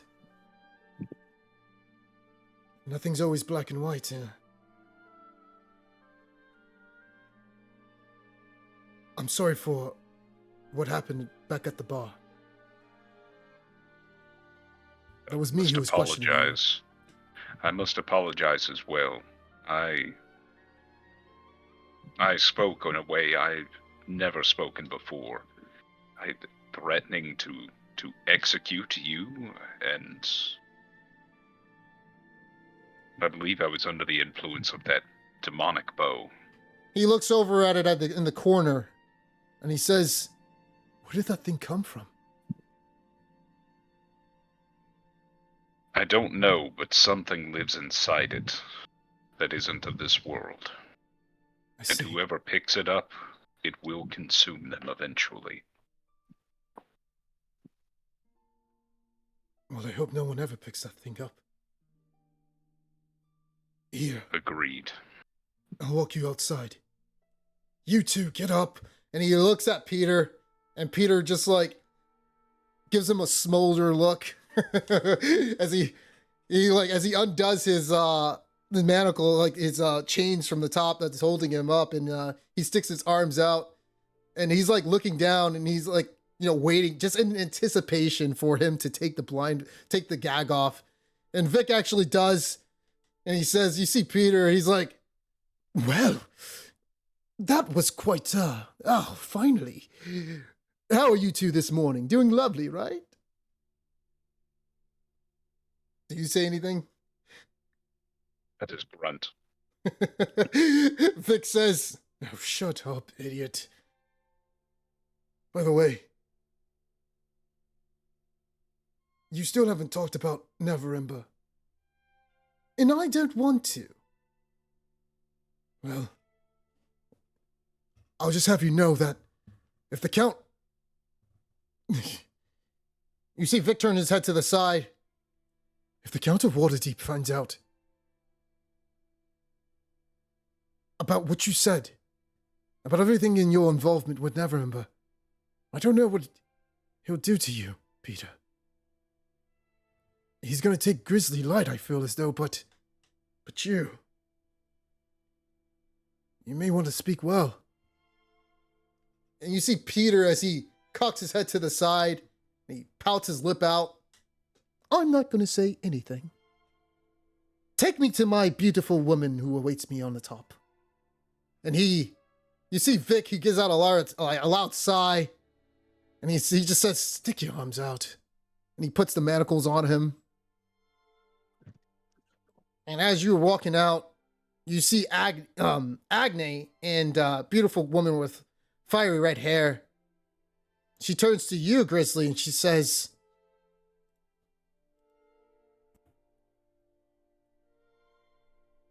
I see that you look a little bit more happier today than before. I have kind jail tenders. This has almost been like a restful vacation compared to life in the past few weeks. She turns to Vic and she says, Did he say anything about... Did King say anything? Vic says, no. He's thinking about it. Agni, like, she slaps her hand on her thighs, and she gets up from the table, and the table rocks back. Not the table, the chair rocks back a little bit, and she says,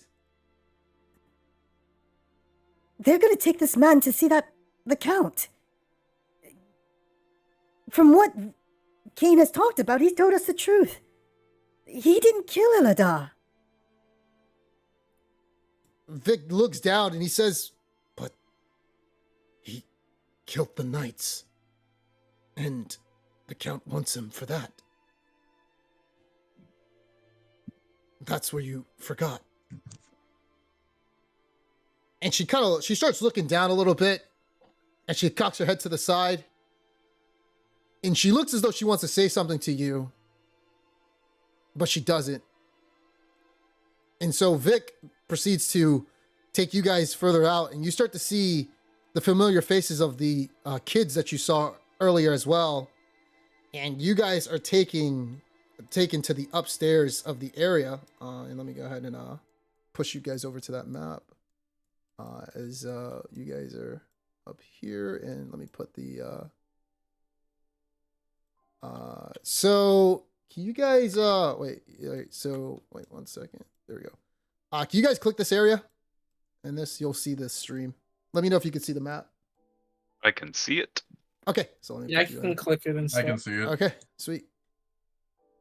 All right, so as you guys head upstairs, and you guys you guys walk around, you guys do see that Grizzly, you and Peter see that it is autumn. It looks like leaves are falling, and as you walk up, you see Kane over in the corner over here. He has his arms crossed, and he's looking at you and Peter, not saying a word. And you see, as you're walking around, and you see Aria, she's sitting on a log, and it looks like she was a little bit busy, as she had this hand axe, and it looks like she was chopping up some wood, as she's smiling at you, and she's sitting on the, she's sitting down, and she's looking at you on the log, and just smiling at you guys. Do you say anything? Morning area.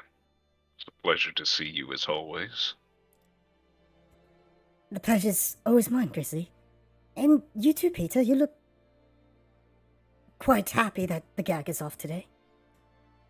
Of course, dear, of course.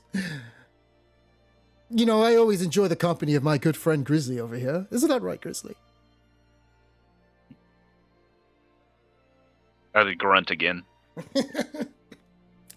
And he says, that's just his way to show his affection, Vic turns over, and he kind of just walks back, and he folds his arms to the side as he hangs back next to a tree. Aria you see her looking around, and she says,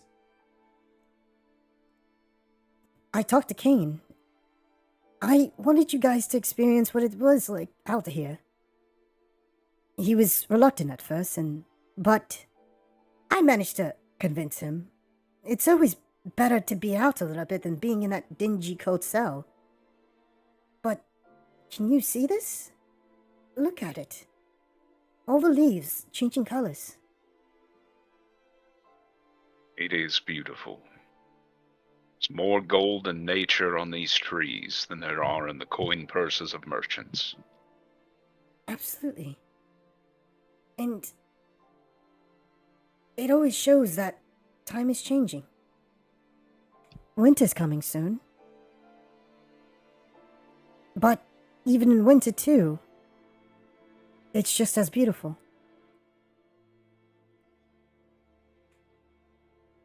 Is this when you guys usually see things like this?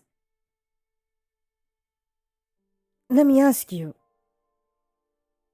because I don't really have much, but you guys both have friends, right?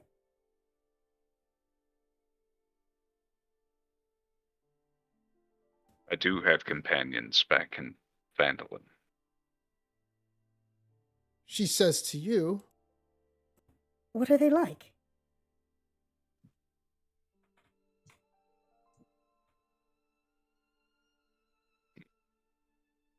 Well, truthfully, I think they're really companions by necessity, more than true friends. Necessity. So you wouldn't consider them friends, so to speak? I would still trade my life for theirs, if it came down to it. As I've heard you did before, from what King told me. It doesn't mean it's whole. You know, friends are very much like these leaves. They usually change colors, and after a while they'll go away. But that's not the end, you know. Even though they change colors and it shifts into something else, you always know that it's going to come back up again. So even if you lose your friends, never give up that there's always friends out there for you to look for that'll come in due time.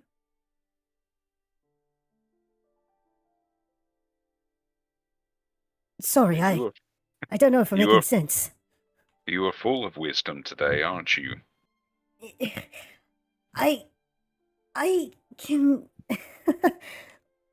I try sometimes as I look up these type of flower like nature with Shantia and my goddess. I try to find more meaning to it. Like there's always a reason why things are happening.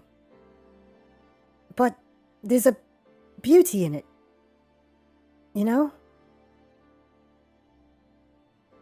Very much so. How about you, Peter? How are your friends? and you see Peter as he starts, he puts his hand, like his manacle hands to his like chest, and he says, "Oh, me? I have a tremendous amount of follower. I mean friends. They usually do stuff for me, and I praise them as well. As they usually clean my armor, and they actually take care of my swords, and all the cool things that friends do. That's what friends do, right, Chrissy?" He looks to the side. If you say so. You see, yes. That's the ticket. Well then, give me a perception check, Grizzly.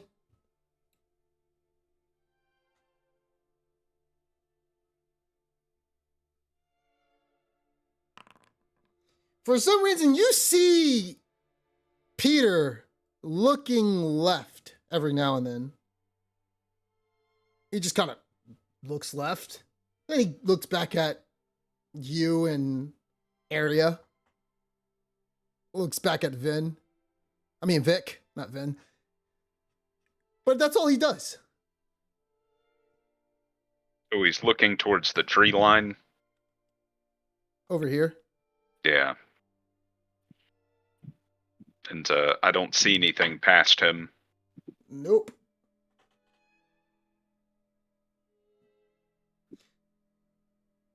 Did you want to say anything? Do anything?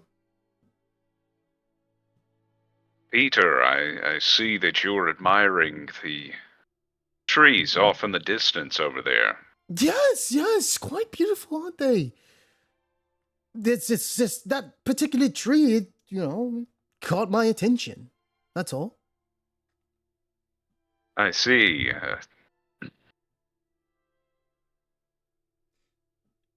And Very so, well. yeah, and so as this is going along, you guys are discussing, and you see Arya. She starts to, you know, she starts talking about, your friends. It seems like she wants to know more. I'm not sure how much you give them about like your companions, but she asks you, Grizzly. She says, Your companions, the other ones.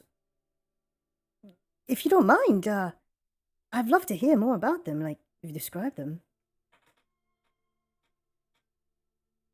Ones I travel with, well, the ones that are left. There was Oh. Zeno, who was always spoiling for a contest of strength with anyone who felt like they could be a challenge. Oh. There was a Laura, who was a sorceress of kind,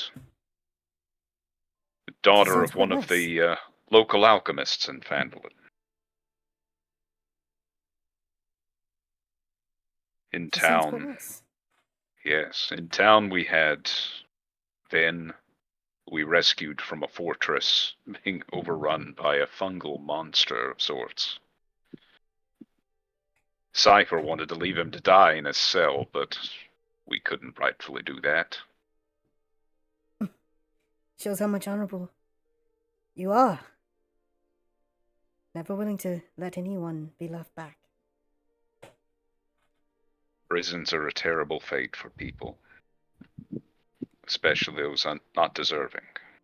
Oh, I'm sorry. No, sorry. I didn't mean to imply anything about myself. Put on the Riz. There was Tia and Ella, breakfast, Bing. It sounds like you have so many friends, actually. I'd like to meet them sometime. If Phandalin survives its upcoming trials, perhaps you can. That would be amazing, actually. and Grizzly, give me another perception check. You're back at full HP, by the way. You have no -8. Like, all your stuff has gone back up. Yeah, no negatives or anything like that. Oh, hell yeah. You definitely get that. So, yeah, go ahead and clear that up. And then, Got it. all right. So, as you were discussing with Arya about the people of Phandalin, your reply is cut short as you hear a chilling howl that pierces the stillness of the forest, and you see a direwolf right behind Arya as it lunges out from the woods.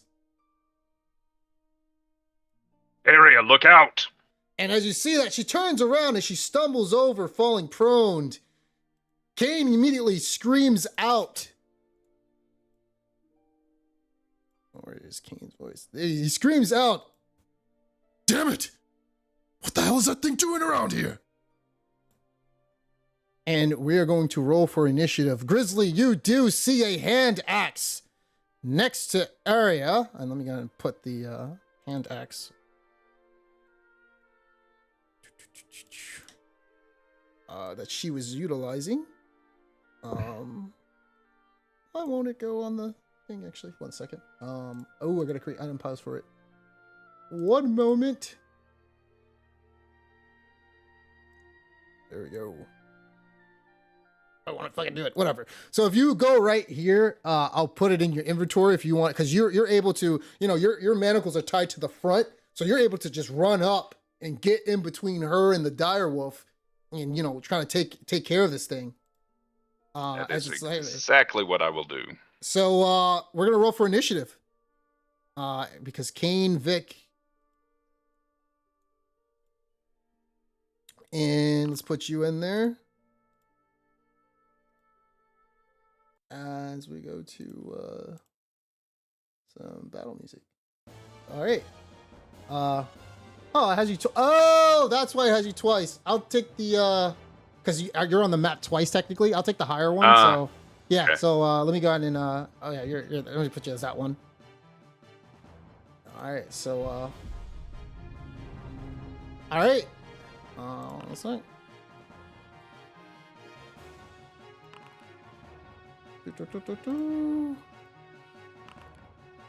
Okay, you're up. Right, so we said the about right here where the axe is. Yep, that's correct. So if you go down there, I'll put it in your inventory.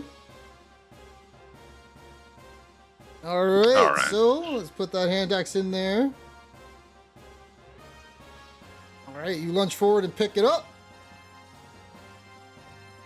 As a bonus action, I'll go ahead and shift, so I can get myself a little bit of extra armor. Sure. Nice. And some temp HP. All right. All right. And still got your action. I will ready action to attack the wolf. Sweet. If it approaches. Okay. So Kane, on Kane's turn, he starts to lunge forward a little bit, but he can't reach. Can he actually? Let me see something. Because he can't reach in time. Let me see if he's gonna fire off that thing is 85 feet. Magic missile. Oh yeah, so he's gonna hit it with a magic missile spell. And he's definitely gonna upcast that. And that's gonna be 5, 10, 15, 20. 20 points of damage it takes. As he upcasted it. Alright. It's wounded. Alright, so that is gonna be the end of his turn. And next up is the dire wolf, who then lunges straight at you, Grizzly. Going for a bite.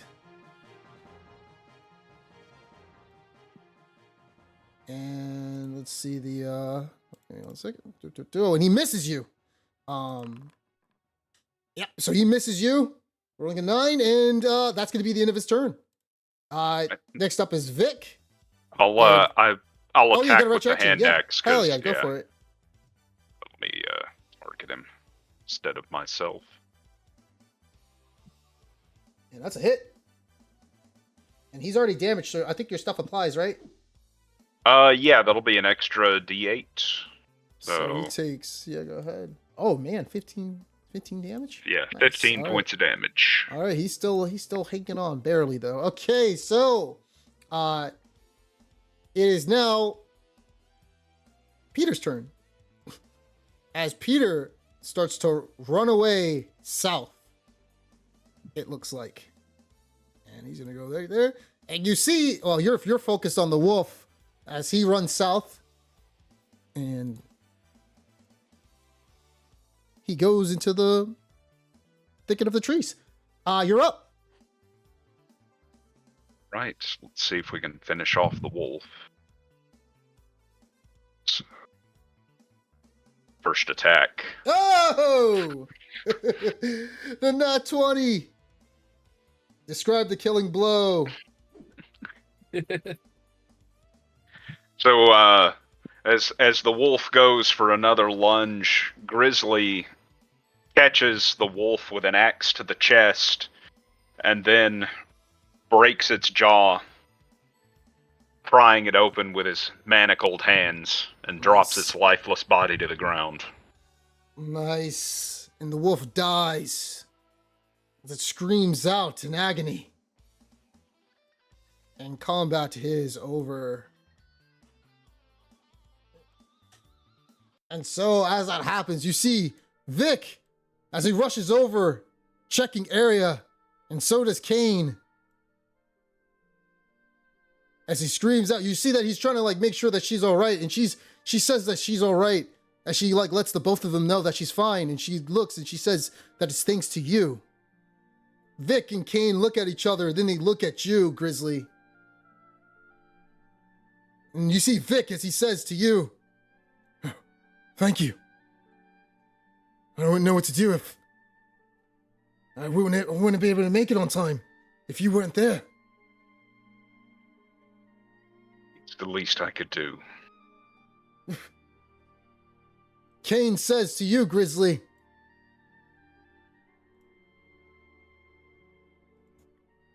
I appreciate that. But first, why was a direwolf out here so far next to the encampment in the first place? And where's Also, Peter? Where's Peter? You guys see Peter as you look south, as he comes back behind a tree, and he says, oh, don't worry, I'm here. And he starts walking very slowly. I'm not running away. I just, direwolf, scary. Gotta make sure that, I don't have any weapons. And you see him putting up his manacles and like his eyes are like going up as if he, making a face as if that you guys would know what he means, that he doesn't have any weapons. And, he's like, what am I supposed to do? So, Kane looks at Peter and he says, we should have ran off like that. Oh, what was I supposed to do? I'm under the handcuffs. Besides, he took the only hand axe. He reacted first. If it were me, I would have grabbed it as well. But the hero saved the day. Isn't that right, Grizzly? Grizzly turns a baleful eye towards him and just kind of growls. Oh, the growling again. Oh my god. Anyways, I see that you're safe, Area. Yes, I am. Thanks to Grizzly. And she starts getting up and she dusts herself off. And she says, Thank you, Grizzly. I'm sorry I put you in such danger. Think nothing of it. It's not time for your winter yet. Well then, I think I'm gonna go and clean up a bit. I'm sorry that we had to kill this thing, and I wonder why it was out here like that. Kane starts to look around. He looks a little bit puzzled. And he says to Arya that she should go back inside. And she doesn't know if there's any more that's lingering around. And he makes Vic follow her. And they both trail off as they leave. Kane looks at you, Grizzly. And he says, thank you.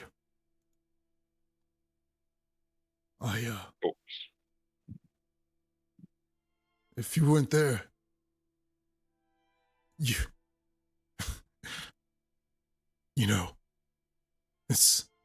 it's hilarious, isn't it? The very person you protected was the person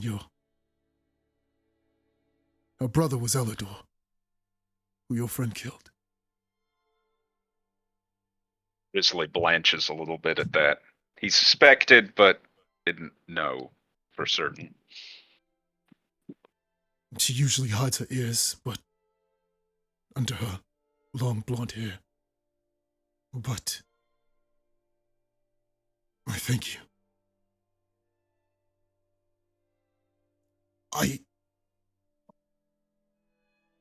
Let me ask you. Did you make that grave for Elidor? I went back and I saw a grave there. Did you do that? Out of character, I can't remember if I did or not. You did. You did. You I said, did, I'm- okay, You said, you okay. said, you said because he was so skilled, I'm gonna build a grave for him. Because Yeah, I that- recognize the fact that he was a good archer. Okay, yeah, that sounds like something I'd do, but I was just like, I don't remember. The DM always does. Good thing you got those recordings. All right. Yep. Yes, I did. For Why? someone of his skill, he deserved to be put to rest. You see that he kind of just like looks like he's about like his face kind of scrunches up and he puts his head to the side and he says, "But you didn't know him. Why would you do that?" Why would I need to know him?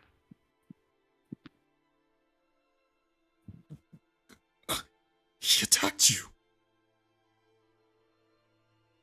It's true. He did. And he showed great skill. I respect him for that, even if he was an enemy at the time. You didn't hold any grudges? Of course not.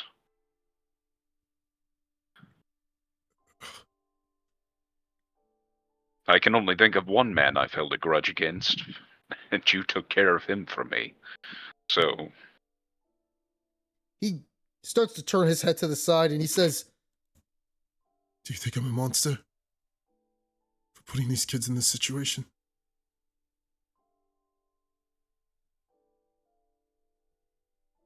I think ultimately it's Neverember that created this situation. And though these kids are here by circumstance, I know you're doing your best to make sure that they stay alive. That's all I want for them to do. That's all I want for all of them to do. However, I keep telling them that this is not their fight. But they keep insisting.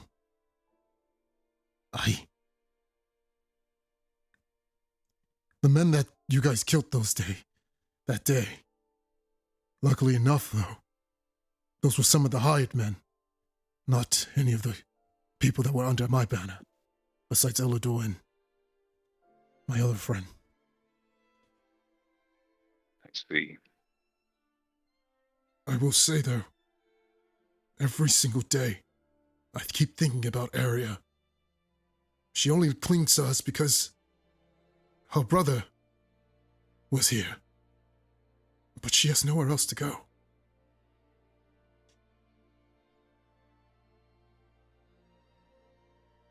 I don't know. I don't know what to do.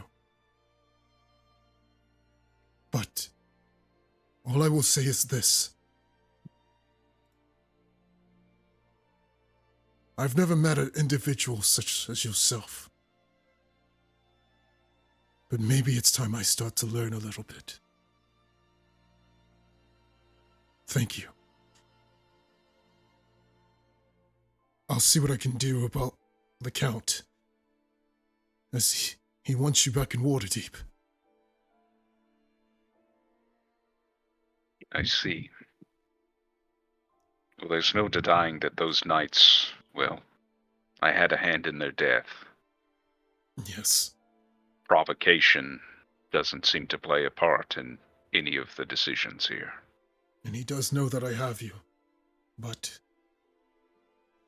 I'll see what I can do. Thank you, Kane. No. Thank you. And he tells you, he kind of beckons for you guys to come back to the cell. And as he does, you see Peter as he kind of gets a little bit close to you and he says, he looks suspicious. He looks very suspiciously at you and he says, in a low voice, "Don't worry, everything's going to be all good, Grizzly, my friend." How do you mean? Well, let's just say I feel as though I have a really good feeling that we'll be getting out of here soon. Maybe Kane will change his mind As seems as though he's clinging on to your ideals. He may be generous. You know?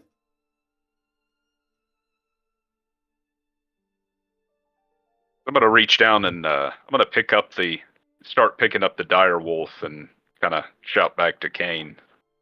Winters are sure to be cold in your keep. You might want to keep this thing's pelt. Turns around and he says, I'll do well to note that. I'll have some people skin it. Let me know if I can do anything to help. Absolutely. And he gives you a visible nod. And so, are you guys gonna, if you're ready, he's gonna take you back to the cell. All right. Let's all go right. to the cell. All right. So, as you're going back to the cell, you see Peter and he's like, you see him, his eyes are closed and he's smiling and he's like kind of lollygagging as he's walking. He feels very sure of himself, but you're not sure why. And that's where we're going to cut it off for now. As we go back to our heroes in Phandalin. Riz with the ultimate Riz.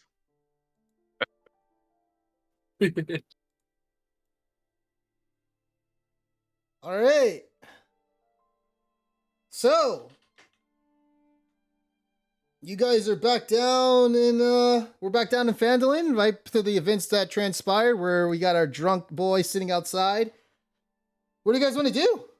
Zeno, let me see. Let me put Zeno, you're back out. You feel refreshed. You kind of stretched a little bit. Isn't home or isn't Wall woken up or sobered up a bit more? Oh yeah, after 2 hours? Yeah. He's sobered up a little bit. Oh, yeah. He still has like a slight headache, but he can still manage himself in battle. Actually, that is not the battle song.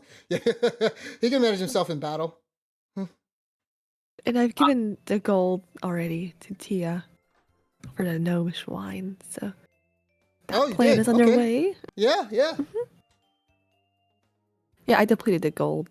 Nice. Okay. Yeah, I'll take that. All right. All right. So, what do you guys want to do?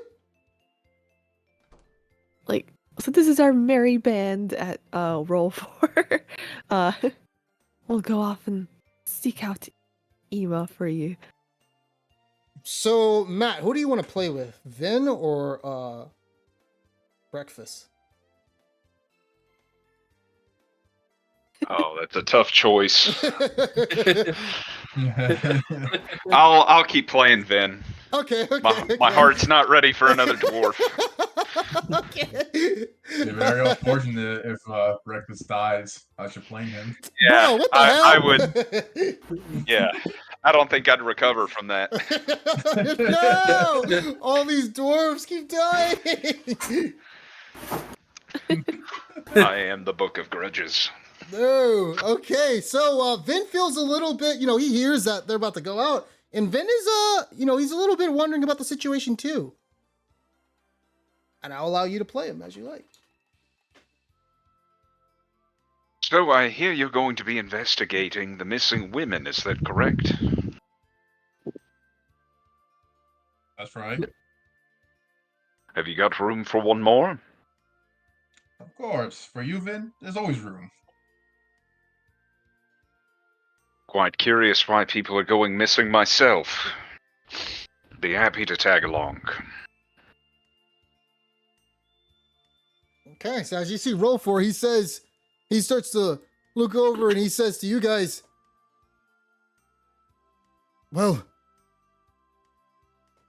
if you guys want, I'm not supposed to really do this, but I'll give you guys 4 horses to take for free this time around. That's very kind of you. That's the least I can do. All right. Well, we appreciate your help. Well, Laura, guess we're all set, right? Let's set off. All right. Before we go, let us drink some tea. No, maybe it might sober Wall up a bit. So I'll go ahead and tea. roll that. I just had some tea. Oh shit! Not this. So sorry. I actually used the wrong item. Oh, the tea. did it Not that delete kind from of your? tea. Did it delete from your inventory? It did delete from your inventory. Let me Yes, put it back I'm in so there. sorry. No, you're good. You're good. Okay. It's like, oh, that's some tea right there. Yeah, I understand what. Some good tea. Maximum power. I understand what the Oh. reference. Okay, we got 4 max hit points. Plus 4, all of us. Potion of Including maximum Ven, power. would you like some tea? Yes. Second round of tea. Sure, I will partake. Alright, so that's plus 4 max hit points. Nice. Always good. Okay. You guys ready to head out? Ready to head out? Before we head out, I go and I say, that's right. I had intended to check for a store. Is there any potion sellers here? I've ran out. Well, I can whip up some potions, some gold. Sure, how much do you need? Let's see. Oh, you need 25 gold pieces. And so basically it's been around 2 days, so you can make 2 days worth of potions since the last time you made them. Alright. So, if you want just a normal healing potion, it's 25. Yeah, each. Right. And then greater requires a week, apparently. It does, but I put a DC check on it. Okay. If you want to make a greater one, it's harder. Alright. And since you guys are, it is harder. I put the DC at a certain threshold. I bumped it up actually for balance purposes, but basically, if you're gonna make that, you like, for example, for the normal potion one, like you said, like you could automatically make it for the normal healing potions, so you can just go ahead and spend the gold right now. So 50 gold gone, and you just already have that. But yeah, the greater healing ones, if you're just doing it immediately during the same time, I'm gonna say you're gonna be able to make one. All right. And I'm gonna have to see a DC or 14 or higher. Otherwise, it's gonna just become a regular healing potion. And that costs 75 gold to make. That's an intelligence check, or no. So click your your herbalism. Oh yeah, kit. Yeah. Oh, okay, got it. Yeah. All right. Well, I'll go ahead and do the 50 gold to make 2 potions. Okay. 2 normal ones. Yep. So, and then also attempt to make a greater, so that's 150 from my I put the 2 in your inventory. inventory. Yeah, I put the 2 for the healing potions, the normal one. All right. So let's see the roll. See if you make it as Laura whoops up some.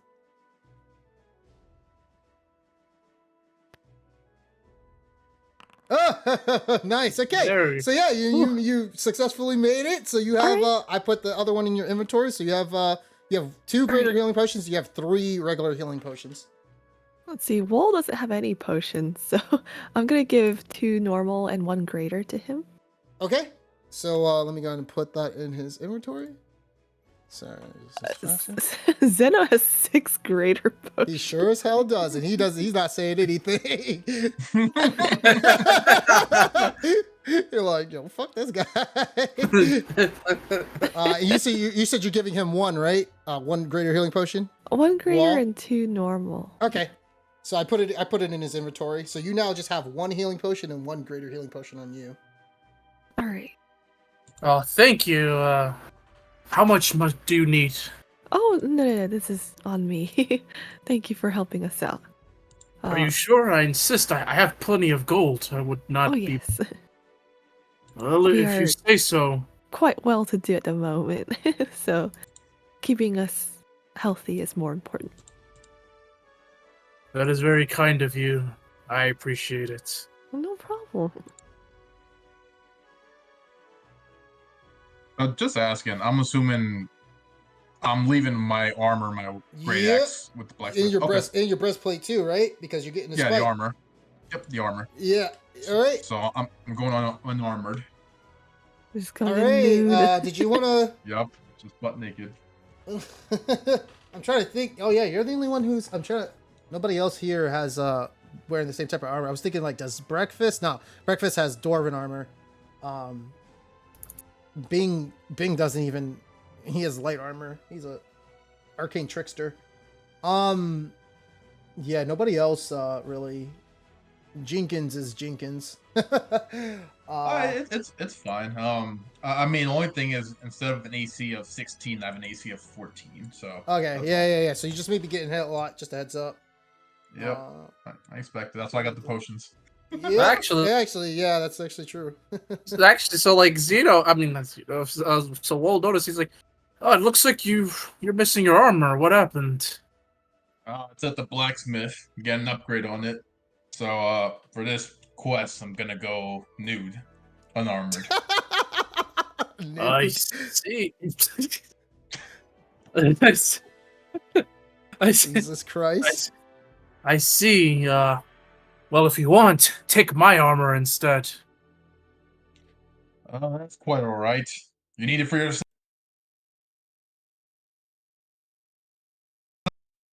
Oh shit.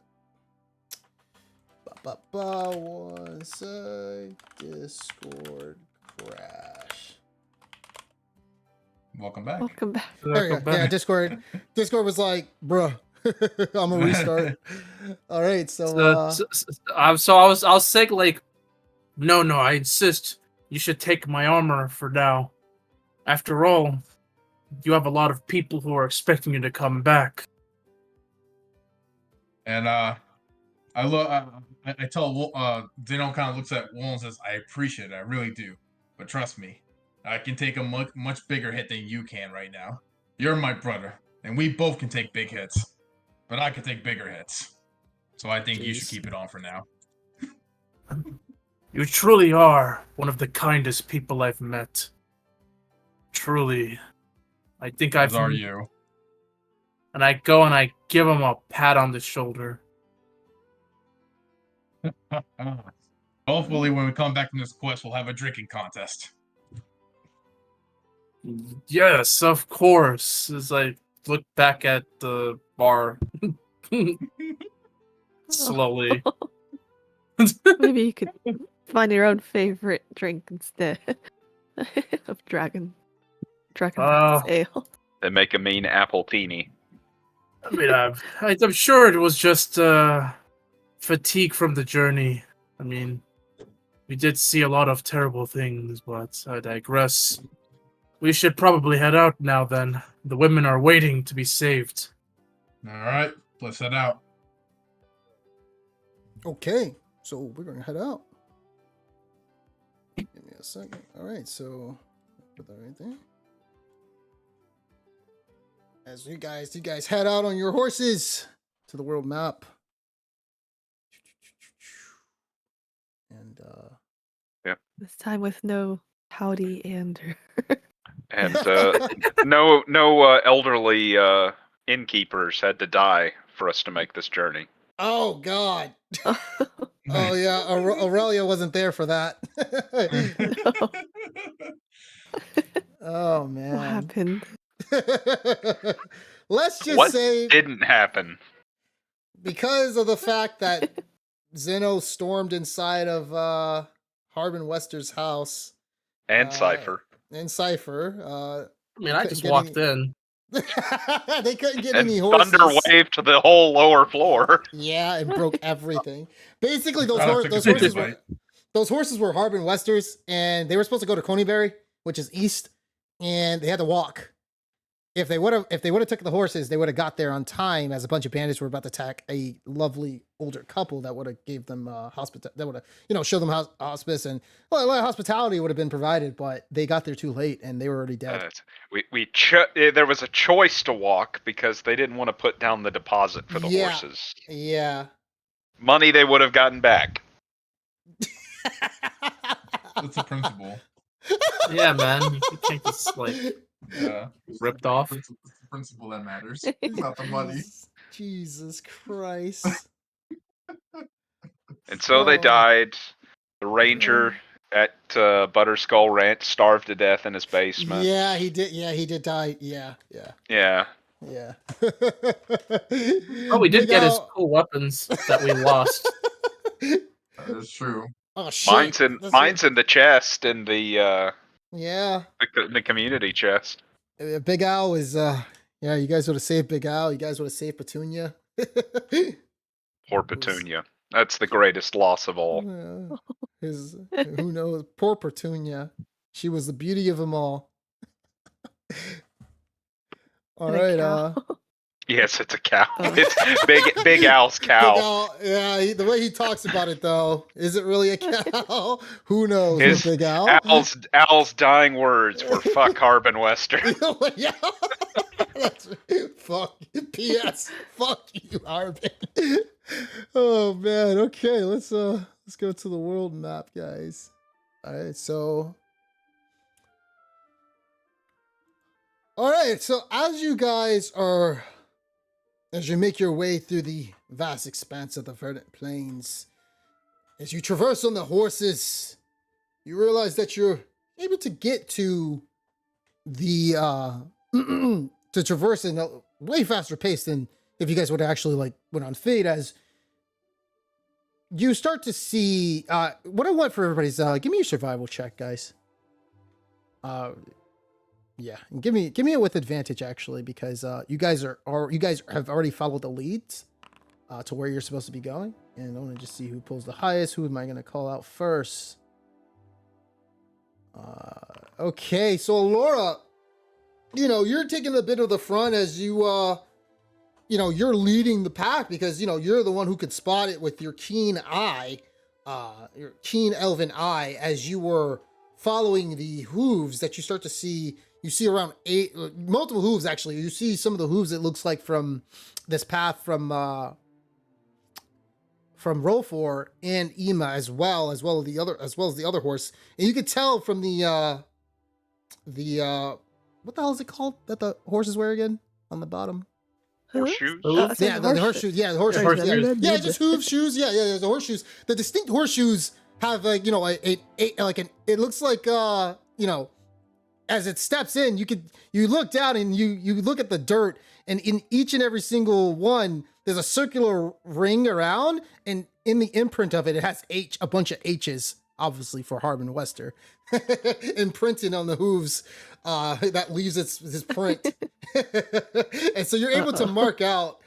You're able to mark out. Yes, these are exactly exactly Harbin's horses, and so. As you guys are continuing along, you guys are about like 2 hours have passed, and I said normally it would have taken you half a day as you hear the birds chirping in the grass, so as you guys look too on your expanse, and I put this here for a reason.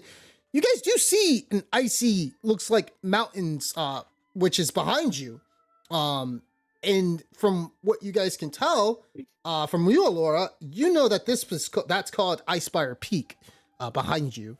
And it's looks like glacial, mountains that lead far into the sky. Not sure if you want to, note that to anybody, but yeah, you know that to be like Icespire Peak. Behold, the Icespire Peaks. Which the dragon may go. I'm just kidding.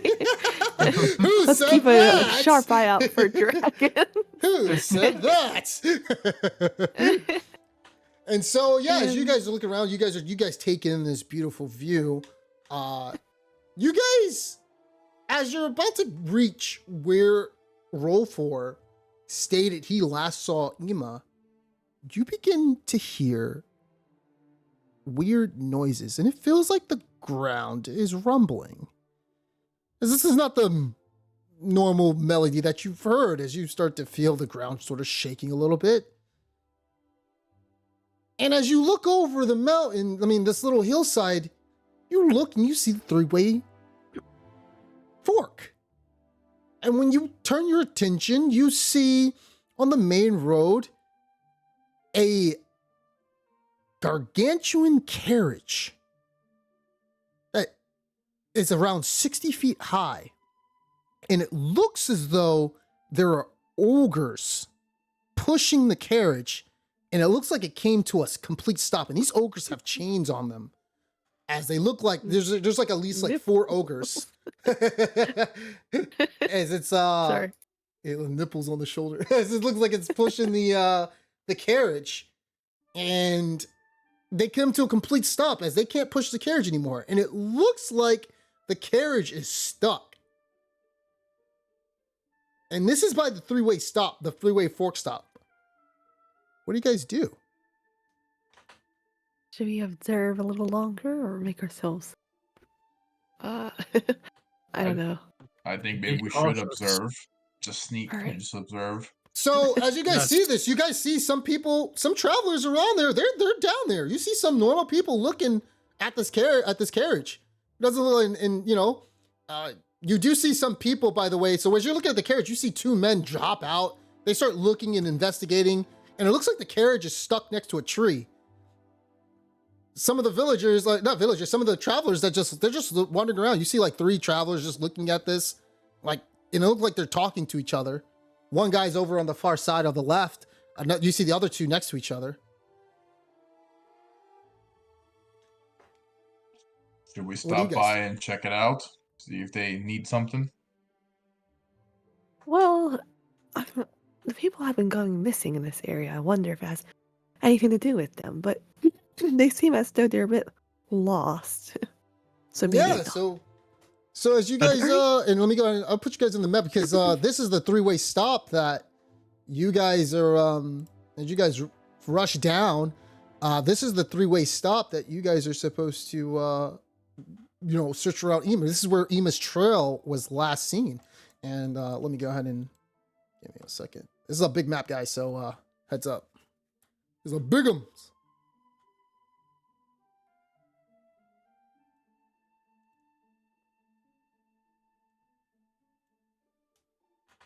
All right. Let me know when you guys are on the map. Got it. I think they Okay. look harmless enough. Over that So as you giant-ass see- crossbow on top. Yep, there. Oh yeah. So as you guys are looking around, you see these 2 individuals. What they're talking to each other. You see one guy over here. He's like just looking in awe at the vehicle, and you see the other 2 men. It looks like this gentleman right here. He's a gnome, by the way. He starts storming up to this what looks to be a hunk of metal. Like it looks like a statue, but it's actually moving.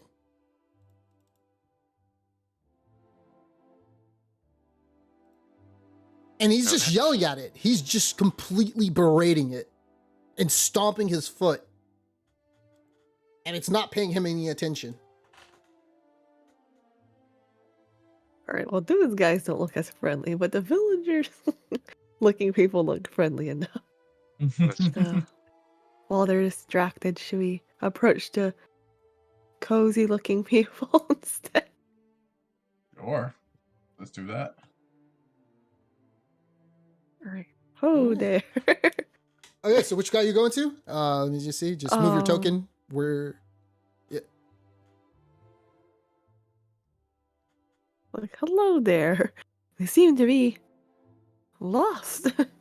So as you come up to the first guy, he's talking. He takes off his hat. He's looking up and he says, "Well, I'll be. Never thought I'll see the day where ogres are pulling carriages. That's one for the stories back at the farm. Oh, hello there, young lady. And how are you guys doing?" Oh, We're doing good. wonderful. Very good. Just making our way around these parts. Say, you wouldn't have to know about a missing woman and some horses, would you? No, but I heard stories about a bunch of women being swept off their feet around here. But Swept off their feet, you say? well, let's just call it slang for getting kidnapped. Oh, I see. Yep. But besides that, what the hell is that thing? He starts looking up at this big, massive carriage. That's what we're curious about too. And do you guys want to pretend to be harmless farmers and go up to the carriage together with them. You're like, Harmless well, farmers I've with never seen. weapons and With- plate Yes, mail. I'm They- afraid my plate mail I precludes anyone from thinking that about myself. I use these javelins to stick into trees and find my way through the forest. You hear the second guy as he's like looking over and he's like, oh, this takes me back. Seems as though something to the Dale lands. But those were Goliaths, not ogres. Well, let me ask you guys, though, did they look friendly to you? I don't know. They haven't said They don't anything appear to to be us. hostile. They don't appear to be hostile anyway. Exactly. Which is why I guess, I don't know, them folks may need some help. Are these actual caves in the sides of the hills? Yeah, why? What's up? I was just You wanna check it? curious. Yeah, yeah. Yeah. Yep. Nobody else seems concerned about them, but Anyway, carry on. No, yeah, go ahead. So, what do you guys want to do? Well, we could always ask them about what happened. Maybe they might know a thing. That is true. Hmm. You guys want to head up there? All right. Well, maybe just a few of us. Maybe some of us hang back, just in case. I'll go introduce myself to them. All right. Good farmer, do You you know see- what these caves are? Oh, okay, it's over there. There ain't much else up there, but I don't think there's anything dangerous. I haven't seen anything. You're more than welcome to check it out if you like. No, I trust you're local and know the land, so thank you for your time. No, not a problem. And Hello Zeno, there. you see one guy, he kind of just runs up to you. Hey, you want to buy a drink? I got some coffee here, man. Kind of coffee. Well, it's the ones that usually get you excited. How do I put it? And he starts like scratching his arms and legs, and he says, it's one of the best kind. It'll keep you up for days. I think they call it a Bullet's potion. A Bullet,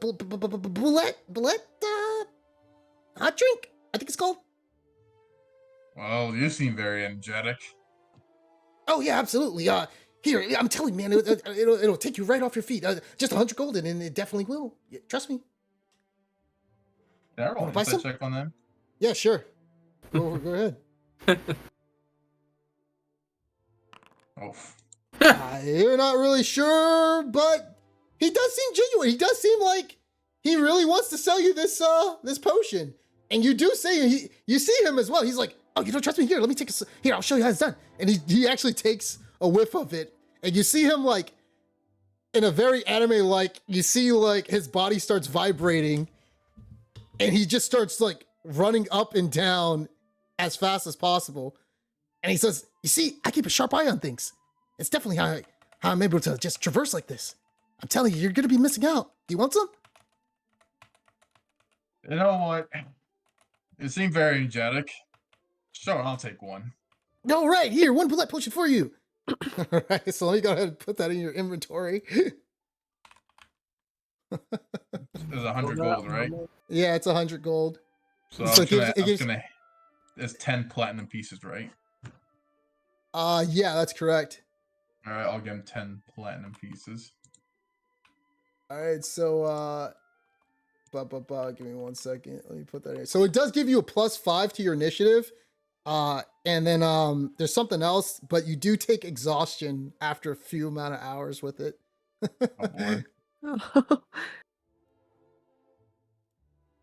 And I think let me see, let me put it in. I figured it would be like with actual coffee. We just, crash after a few hours. Oh, this shit is something else, man. Oh, am I getting meth? Nice. Get some speed and some meth. I'll put it in your inventory. Wait, I gotta see. Let me see where the hell that thing is. Potion. Okay, so who's talking to who? Oh, on the other side? I was gonna. Approach. Yeah. You go ahead. No, it's okay. You go ahead. Oh, yeah, I was gonna. Well, I'm gonna go and approach just generally hear and kind of talk to the two in the front. Okay, so when Mhm. you do talk to them, you see that when you're talking to the gnome doesn't seem to realize that you're there at first, and he's berating this this mechanical entity, and he's stomping his foot. Let me go ahead and put this voice on. So he give me a second.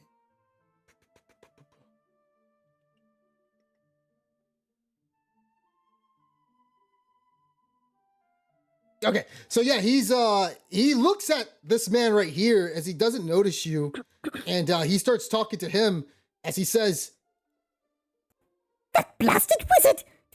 That giving me a metal brute that can't even move a tree! Oh, what is going on? and you see the guy right here. He kind of just starts chuckling, and he's like, "Well, that's just how it is. Well, looks like we may need to ask some help around here for someone to move this tree along." Well, isn't that the Someone man? say help? How you doing? Nice to meet you. Good afternoon. My name is Wool. I was going to ask some questions, but it seems like you need help with the tree. Oh yeah, man. We just you see me and a bunch of other guys around here.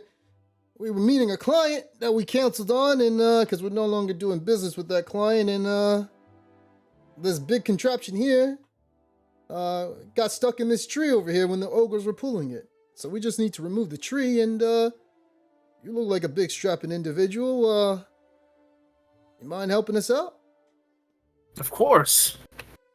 I'm free of charge.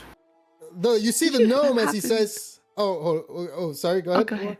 I was gonna say the gnome says, Oh, free of charge, I was going to give you at least 300 gold pieces for helping.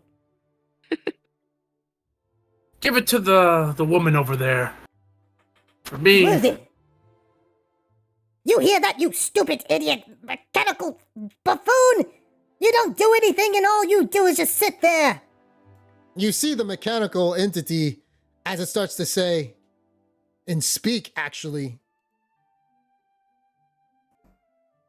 I am not authorized to do that. That is not what our boss told us to do. We must stand here and guard, not move trees.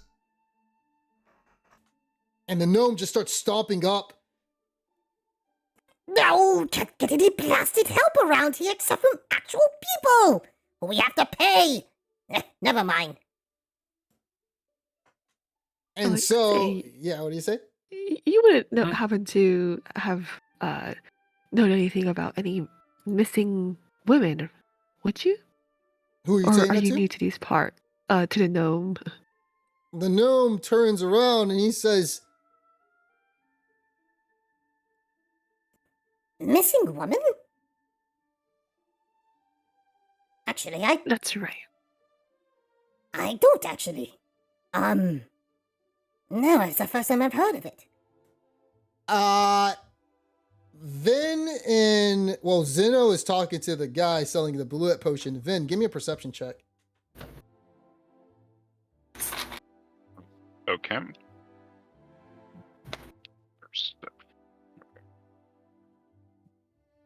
Okay, you don't seem to notice anything as you're just eyeing the two. Alora, you're talking to the gnome, and the gnome generally looks like he doesn't know. He generally looks genuine as he doesn't know what you are referring to. He hasn't heard any cases like that.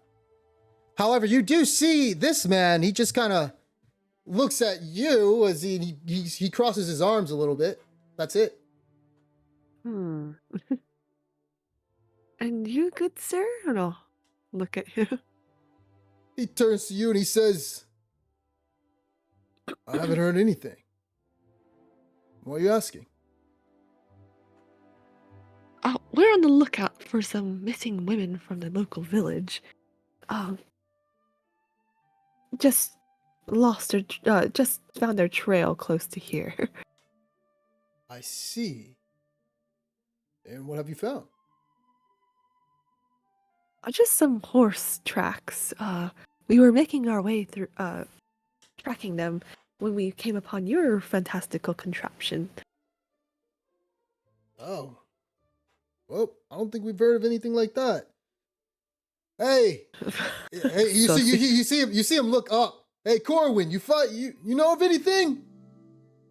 You see the man up on the top. He like lounges over. Huh? Oh no, I haven't heard anything. And he like gives a big grin with a big smile. And he jumps back in the back. What might you be carting around? Z looks around and he says, "Oh, then you can ask the gnome here."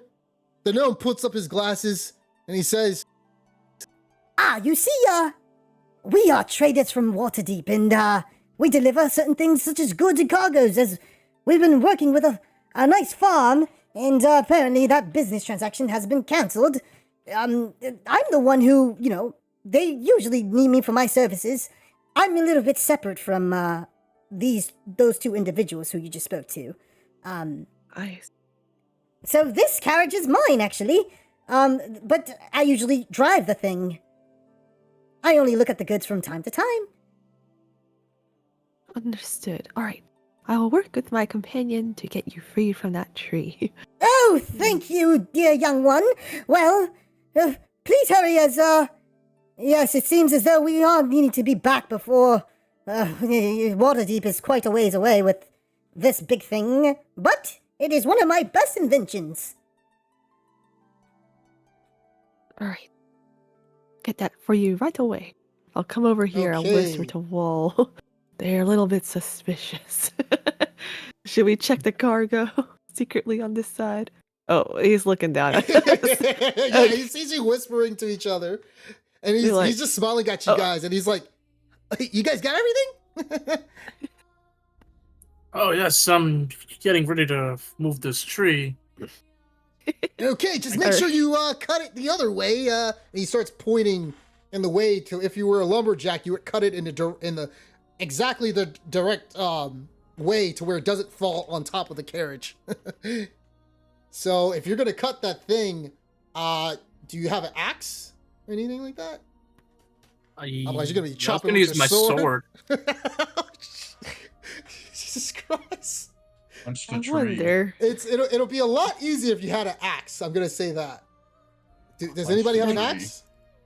Climb into the tree and you could cut it accidentally the opposite way. I could fall into the cart and explore. I have a lance. You can stab at it. I think we'll be fine. So you're gonna cut the tree down? I got ball bearings. Make the tree trip and fall down. And you can tell that the entranceway, the little stairway to go into the cart, is stuck in the tree.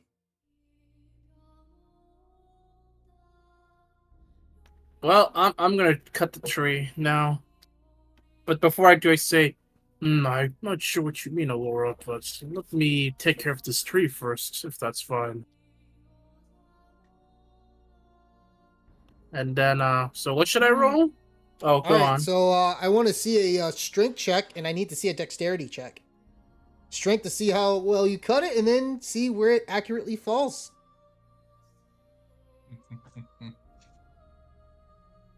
Oh, this is one fell swoop. Okay. And then dexterity check. Let's see how reckless you are.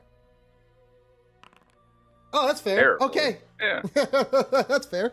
So, yeah, you've actually managed. You see Wall. He tells you to stand back, Alora. And you see this big, meaty man as he starts to flex and his arms bulges and he grabs his sword. And Wall, you look at the tree as if it hurts your very own mother. And when one fell swoop, you with a clean swipe, the sword goes straight through and falls down. And let me put it out there. So the tree falls down this way over here. And it's out of the way of the carriage. And you see All right, and when you do that, by the Yep. way, you see the stairs that lead to the entry of the carriage. It kind of falls down as it was stuck between the branches. As it falls down and plops down to the floor, giving it the full, way to lead up to it. What do you guys do? You see the guy Corwin up there. He starts smiling and he says, "Hey, you're pretty strong, man." Oh, thank you. I appreciate the compliment. With No this, problem. you'll be able to move freely now. I'm sure it must have been stressful, but make sure you don't work too hard. Absolutely. And I make my way towards Alora. So, Alora, what did you want to talk about? Well, I'll whisper again, be like, "Good job," but for some reason they had some of a reaction when I mentioned the missing women, or rather, that mustachioed man did. And his companion seems to be quite jovial in general, but he also smiled when they were discussing it. They claim to know nothing, but they did have a reaction. I see. Let me talk to them. Well, And I just suddenly move off. Excuse me, gentlemen. I managed to take care of the tree of yours. You see Zeke as this individual right here as he nods a little bit and he says, "Damn, pretty strong, man. You ever thought about being in working under a new banner, seeking employment? We could use a guy like you."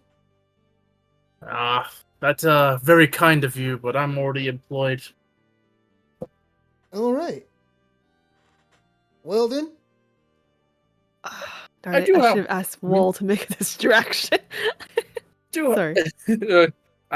So I go out and I say, in any event, my name is Wool, by the way. My friend was talking to you about missing people. We've been trying to find them here. She said that you haven't heard anything, correct? As you're saying that, Vin, give me a perception check.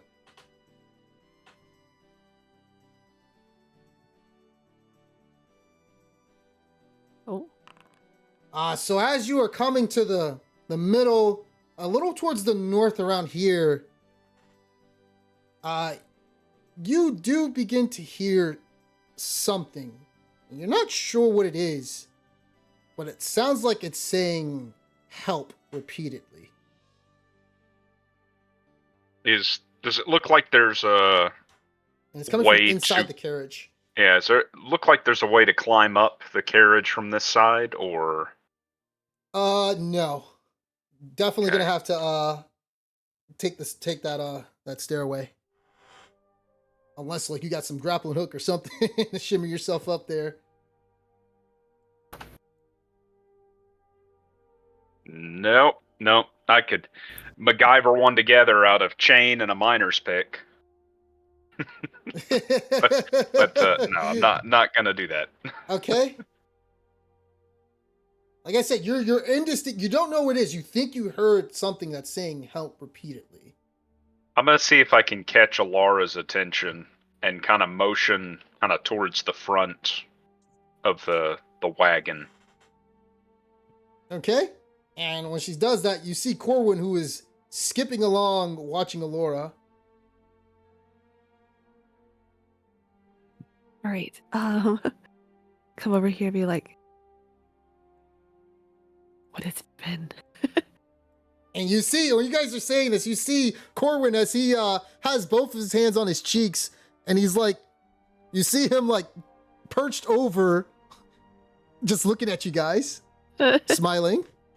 Perhaps we should go a bit further from the cart. I also sense something is off here. Whispering to Ben. And we'll go back to the coffee, the hyper potion seller. He immediately turns around. "Oh, you guys want to buy one too? I'll give you a bullet potion as well. It's only 100 gold. You sure you want one? I can provide." Maybe you should try to sell to those gentlemen over there. And I point Oh, at I the already tried. gnome. They actually, one of the those animated armors actually pushed me away. But yeah, it doesn't seem like they want any. Your friend just bought some. I think we're good for now. Oh, okay. Plenty of tea in our system. But you know me better? Caffeine.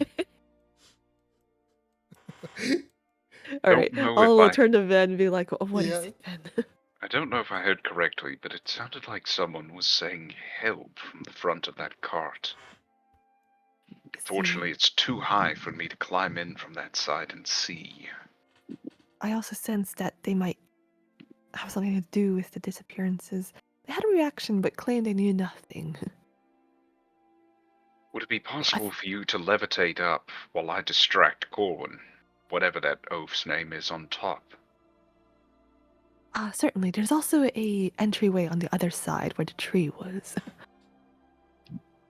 Be like, meanwhile, I'll be like, yes, we are considering buying something, like, more loudly to the potion seller. I can't speak with animals. Sure. All right, is there like a squirrel or something around here? There Like, is do I not a see any squirrel that you see. Yeah. Convince a horse that it You is want to a talk to your squirrel. horse? Yeah, but he's not gonna know anything. I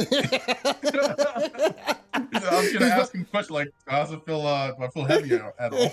He's gonna complain about the horse is probably gonna complain about like how you guys probably Wall's big ass being on top of him or something.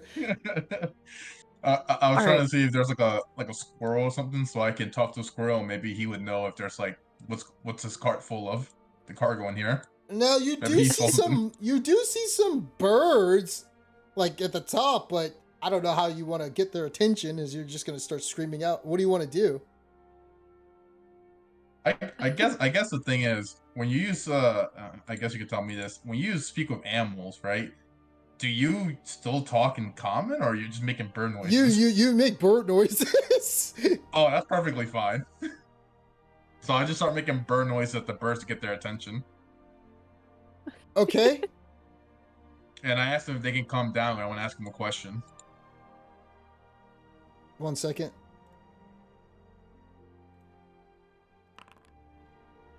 Ooh. Okay. Uh-oh. Okay. Wall, you notice that the gentleman with the mustache eye, as Zeno is literally making bird noises very loudly because everybody can hear it, he's eyeing Zeno very suspiciously. And so let me put the bird. I'll give you a little owl or whatever. Hey, Distraction. it's your boy. Like, I'll sneak So along the Corwin side is of the looking car. at you guys while that's going on. He's following you guys and looking at you guys. And he says to you, Corwin says, "What are you guys doing?" Well, we were trying to get some private time, but obviously you're a peeping Tom. I mean, you're hanging around the cart. I mean, of course I'm going to look at you guys. I don't know what you're doing. I may have drank too much tea. I was trying to find a place to relieve myself. Oh, there's a nice spot over by that bush over there.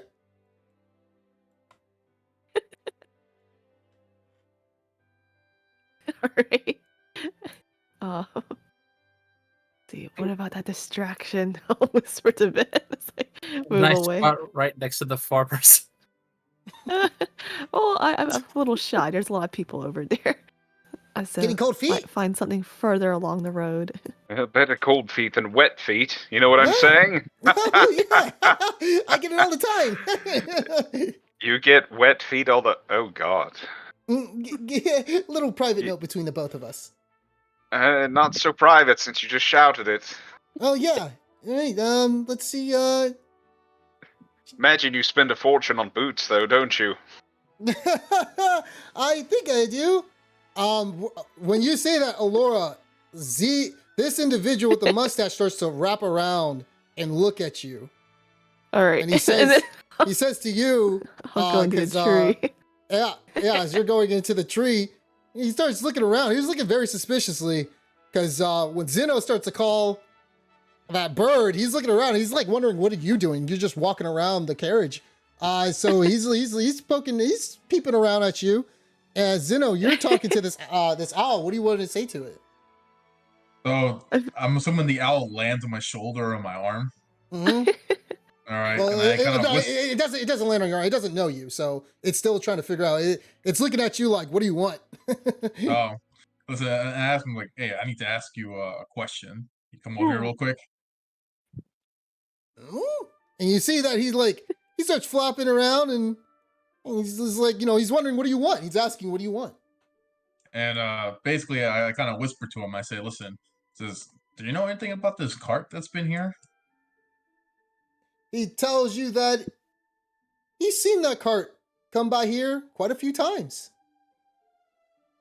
A few times. Oh, yeah. Over the last 2 weeks. And I ask him, have you seen any women come by here or heard screaming women or women noises? He shakes his head. He tells you though that he's seen those 2 men before though. And he points his wing at the man right here. And he points his wing at the individual that Vin is talking to. And he tells him that they usually carry a big sack with them. And place it in the cart. Do you know if they're armed and dangerous? Do they seem like people who would pick a fight? He says very sarcastically to you that they're carrying weapons. Of course they're dangerous. You may be, he says you may be too. Yeah, but I'm talking to you, right? That can't be dangerous. He says he still doesn't know if he can trust you or not. All right, well, what would it take you to trust me? And I pull out some of my ration and be like, if I give you some of this, would you trust me? His eyes go wide. As you see the birds. And he says to you that he's usually not supposed to be out here during this time of the day, but what do you want to know? And it says, I want to know more about if there's missing women or women being kidnapped by individuals around here. He says he does not know anything about any women. He just knows that he sees that carriage come. He's been seeing it for the last 2 weeks, and that he's been seeing those 2 individuals. And then I ask him, well, all right, I don't really have any more questions for you. I thank you for your help. But, maybe you could do me one small favor. Can you talk to your other friends and maybe come back and tell me if they saw anything? He looks around and he says that that's going to take a while because there's no other owls around. I tell him, sure, I can wait. However, if you do see anything happening, fighting, then I kind of have my answer. But if not, you come back, please, and tell me. Okay, and he'll ask. He'll tell you. So he'll look. All right, so he's going to go back. And he's going to go... he's going to probably get scolded. He's going to wake up his companions and ask them. I'll get more rats to make up for it. Okay. In the meantime, so he'll be back. I'm going to go to my coffee friend over here. Okay, yeah, and he's asking, so where that's going on, Allura, what are you doing? As so Vin is I'll make Vin is behind distracting a tree. Corwin right now, and this individual right now is looking at you. All right, I'll be like, pretend I don't notice him, and I'll squat behind a tree and make to use the bathroom. And he shakes his head and he turns around once again as he realizes that you need some private time. All right. He's not. He murmurs to himself that he's not a peeping Tom. So and he starts shaking his head like, why is she going right there out of all the other places that she could have gone? Wall, what are you doing?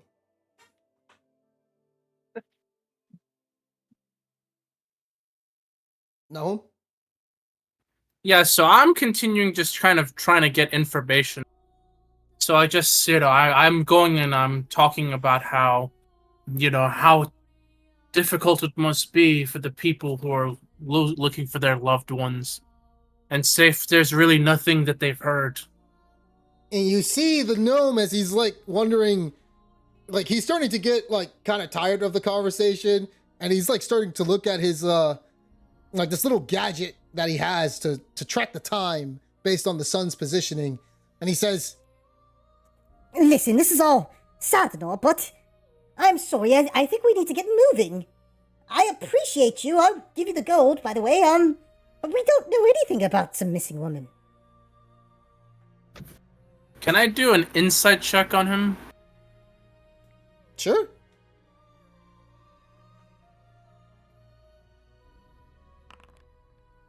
You can tell that he's genuine. He doesn't, well, and I say that, yeah, he doesn't, it feels like you feel as though you can trust his word when he says he doesn't know. He's looking at his watch, not in because he's panicking, because like he needs to get this delivery done.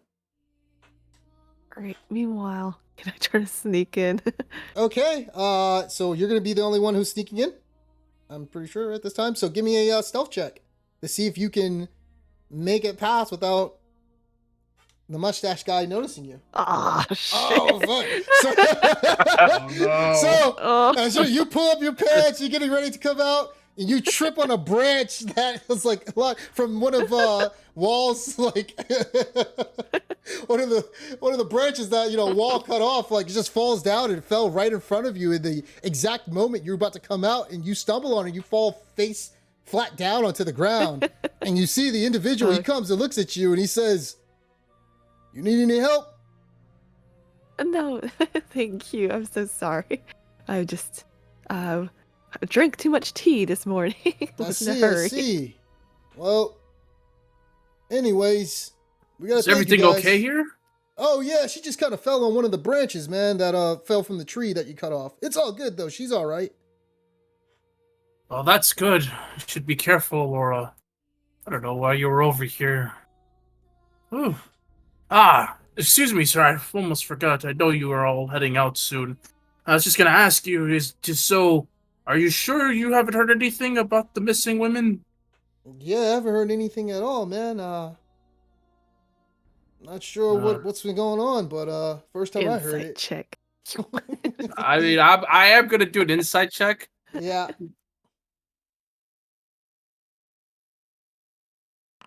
Well, You don't know. It feels like you're just taking him his word at face value. May I do an insight check or not? Did you do one earlier with him? No. Okay, yeah. Mm. So you can tell that he's kind of, Wall is completely oblivious to it. But you do see that he kind of starts like moving his lips to the side a little bit, as if every time Wall keeps bringing it up, that he doesn't want him to speak about it. Hmm. As you see, like he scrunches his eye up a little bit too, as well. But other than that, anytime he speaks, he does sound confident in what he's saying, though. Hmm. I see. Well, it's truly unfortunate. Hopefully, we can find them. You see the gnome as he comes out, and the gnome says, Come on, we have to go. Z, let's go, Z. Ugh. And I thank you. Here, young lady. Here's your gold. 350 gold pieces Oh, for you. Thank you. Thank you. I'll give it to the Wall because he won't accept it himself. He's a good Oh. man. He is. Well then, here you go. and he hands you 350 gold pieces and the pouch. Oh, okay. Yep, so go ahead and take the gold pieces and add it to your inventory. And so he says, he begins to head inside, and he says, Well, it's time to get the move on. Let's go. you see the gentleman look at you, Wall, and he bows a bit. And then he kind of eyes Alora a little bit, very suspiciously. And then he bows as well, and he says, "Have a good day, man."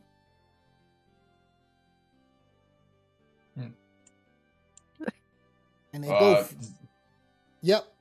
We're gonna say John's Zeno? gonna go to Wall and Alora and kind of whisper to both of them in their ears and say, "It says I was talking to the birds, and they told me that this cargo thing has been going back and forth multiple times over the past few weeks. They're plenty suspicious, although I don't think I succeeded in finding anything out. Then, however, he heard some voices come from within crying for help, so I think we should possibly try to tail them and investigate. Sure, I'm Really okay now? with that. That sounds suspicious. So are you guys Looks gonna like you guys gonna take the No. horses and follow them, or are you guys gonna It's up to you So- two. Would you two But they're- like to do something now, or would you like to follow them? see. because the contraption is about to start moving. Any visible windows, even small ones that I could see in from this angle up into the section I heard them crying yeah. out? Oh no, so that's in the front, the very front next to the ogres. So you're Yeah. gonna go there? So you're gonna move there? Yeah. Do Okay. it. So Cor- as yeah. Okay, Yeah, go ahead. Corin's looking- yeah, so like as you're moving there, you do see that it does look like there's a bottom floor, then an upper floor, and then the roof, which Corwin is on. And you see a window on the bottom floor and a window at the top in the top floor, that the stairway leads to, and you do see a man looking at you with his arms crossed. And let me see if I can show you what that guy looks like.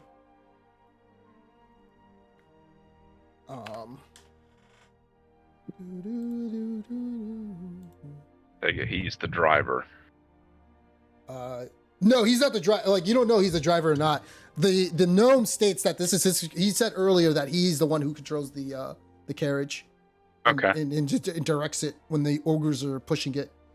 So you don't know who that man is. He just looks like a very brolic individual. Let me pull up the where the hell is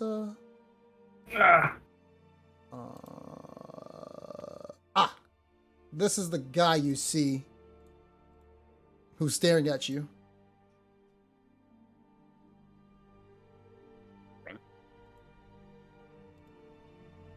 I have a scroll of Misty Step. Can I Misty Step through? So you can't mess yourself What? through something. It just Oh, okay. redirects you into. It has to be a place that you see, and it does just like it's good for like opportunity attacks if you're gonna get hit or something, or you want to traverse something like a river or Alright. something like that from far away. If you have an invisibility potion, I don't know if you do or something like that. I don't have one. Uh, I can't make one. Yeah, No, you that's why I can't. was looking That's what for your mother's windows, for. because I also have Misty Step, but there's a guy looking at me now. yeah. Oh. At a glance, what's the state of the ogres? Do they look like they are gainfully employed, or are they Oh, they look imprisoned? exhausted. They look like yeah, they look exhausted and they look angry as they're chained up to this contraption.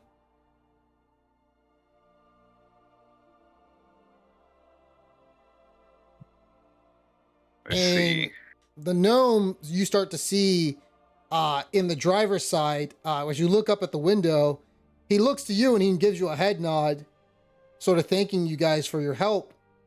And then with a sudden command, the ogres start to push and they start using every ounce of their strength to push the carriage again. Before I do that, did you guys want to do anything or? Can I like latch onto the bottom? Oh my god. What are you guys gonna do while she's doing this? I mean, if she's gonna latch on, I'm trying to think. Maybe I should just bring up the horses to come behind. Let you guys stay on it. I don't know. So you guys do see Corwin, who is still around there, and I'm gonna see if I can get me, because he does see that you guys are around there. Let me get a perception check, and I'll let you know if it's a bad idea or not. As like you would see if Corwin's looking around.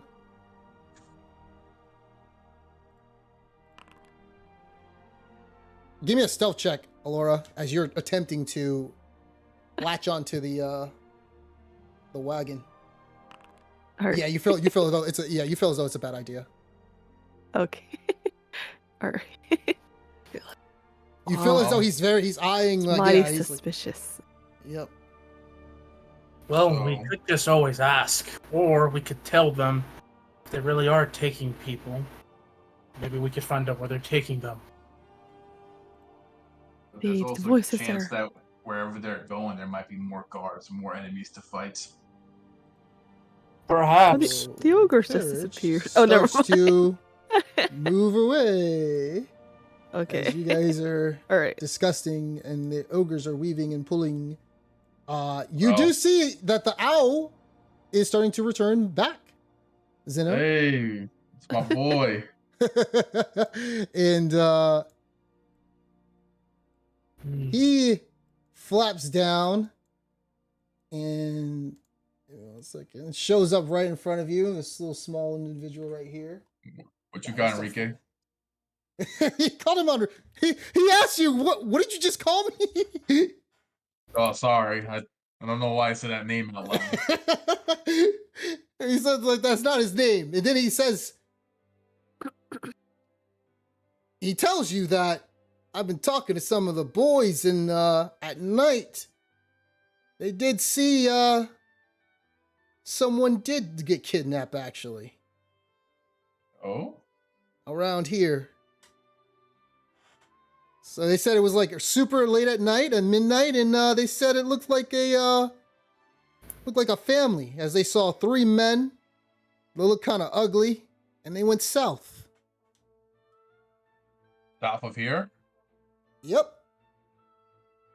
Hmm. And, Okay, thank you. Anything else? He tells you, where the hell is my damn jerky at? All right, you earned it. And he throws him some food, some rations. Okay. He takes it and he says, oh, he tells you, oh, another thing. That family, they seem kind of dangerous. I appreciate the heads up. Oh, before you leave, what's your name? He looks at you and he says, call me Snizzit. All right, Snizzit. Name is Zeno. Hopefully we meet again soon. He says, hopefully we never meet, and he flies away. We'll see each other. I know your name now. All right, so what do you guys want to do? The carriage is going away, and you guys know that apparently some of the women that were taken were going south. Well, I tell this to the group from the owl that told me. Told them that the birds were talking, and they told me that there was a woman who was kidnapped by seemed like 3 men or family, and that they were headed south when they were kidnapped. I look towards the 3 farmers who aren't as yassified as the carriage people. Perhaps those? I'm just kidding. So I guess we should just head south here and just see if we run into a camp or something. All right. Well, if you trust your bird friends, but Ven, did you get any more information when investigating the cart? So sorry I couldn't sneak in from the other side. No, it looked like there was a guard at the front. Otherwise, I was going to try to teleport up into that hold. They pulled away too quickly. Indeed, word that we had in potions of invisibility. Perhaps if, do we go south or do we follow the cart? We may find potential allies in those ogres if we set them free, at least until the battle's done, and then we have to kill them ourselves. I say That we cart- should. Go on. Oh, the cart that comes regularly is a bit too suspicious. It stands out a lot, but I don't know. Your owl friend wouldn't be trying to trick us. I don't think so. I fed him food. He's a pretty simple-minded animal. Ven, did you really hear them saying help? I believe so, yes. But can't be 100% certain. It would relieve my concern if maybe we were able to at least follow them to make sure everything was in order. Better that than wandering around aimlessly. So, do you suggest we follow them? I think Well, we you're should not personally. wandering around aimlessly. You do have a lead. You do know that what they said, the owl said, it's south. We know the cart came from the south, though. Indeed. How do owls judge attractiveness of people?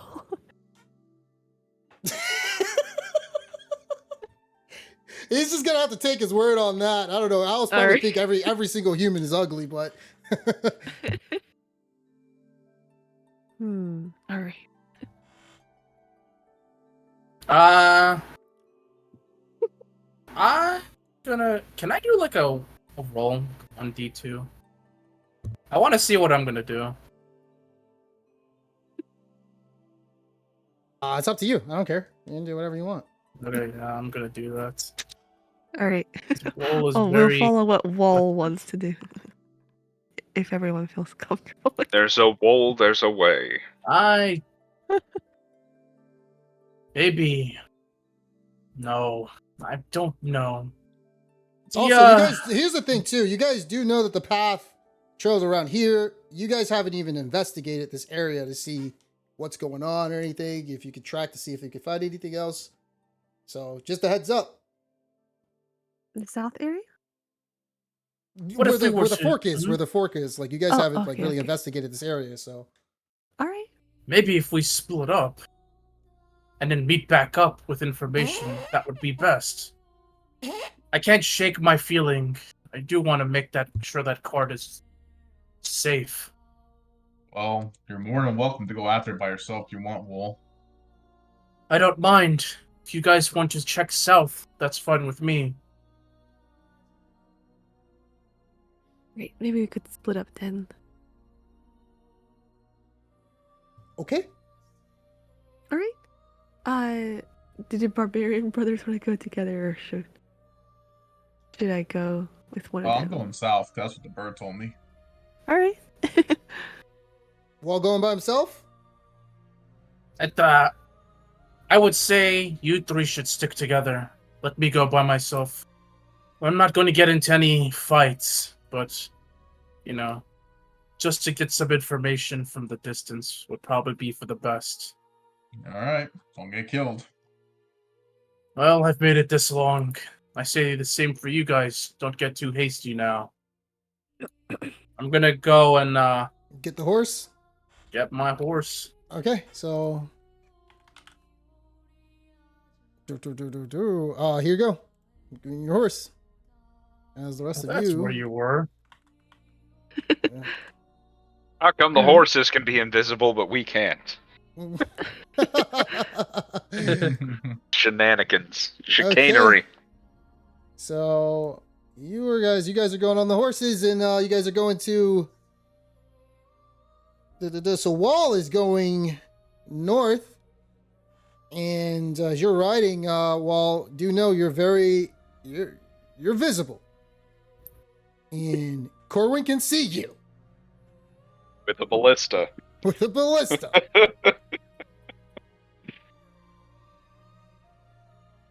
So Sounds you're like a traveling. horse shot. All right, so we're going off screen because one second, and we're gonna do this. So you guys are heading south, right? Yep. All right, let me go to the world map. Alright, it's okay, Wall. If they get suspicious, you could say you want to earn some more coin by helping them out. Pretend to help them. Because they were looking for strong people, right? Sorry. Don't mean to meta game. No. I mean, pretty. I was gonna say charismatic, but then I remember my role earlier. I would think Really a that'd be hostile extremely guy.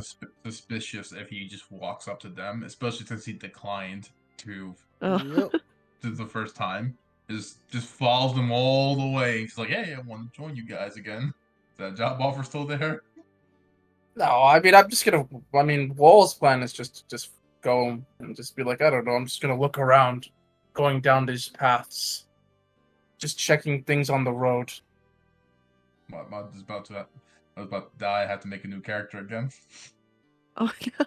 Well, maybe you could dismount, hide your horse in the trees, and move quietly.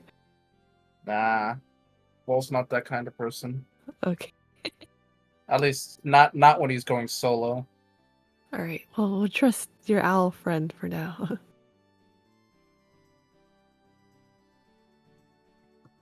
Give me a second.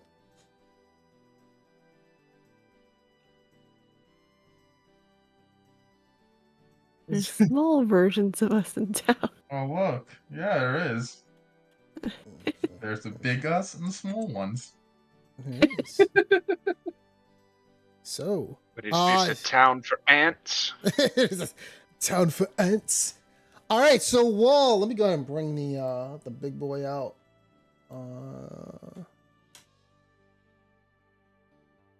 Ba-ba-ba.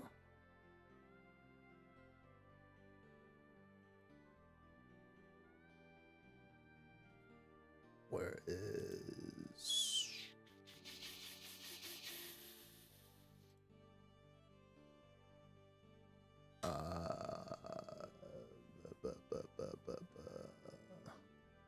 Oh, ooh, yeah, that shit's pretty big, actually. Let me... How the hell am I downsize that? Let me see. Can I do that? I'm gonna put it right here. And then just try. Oh yeah, I can get it down the tiny size.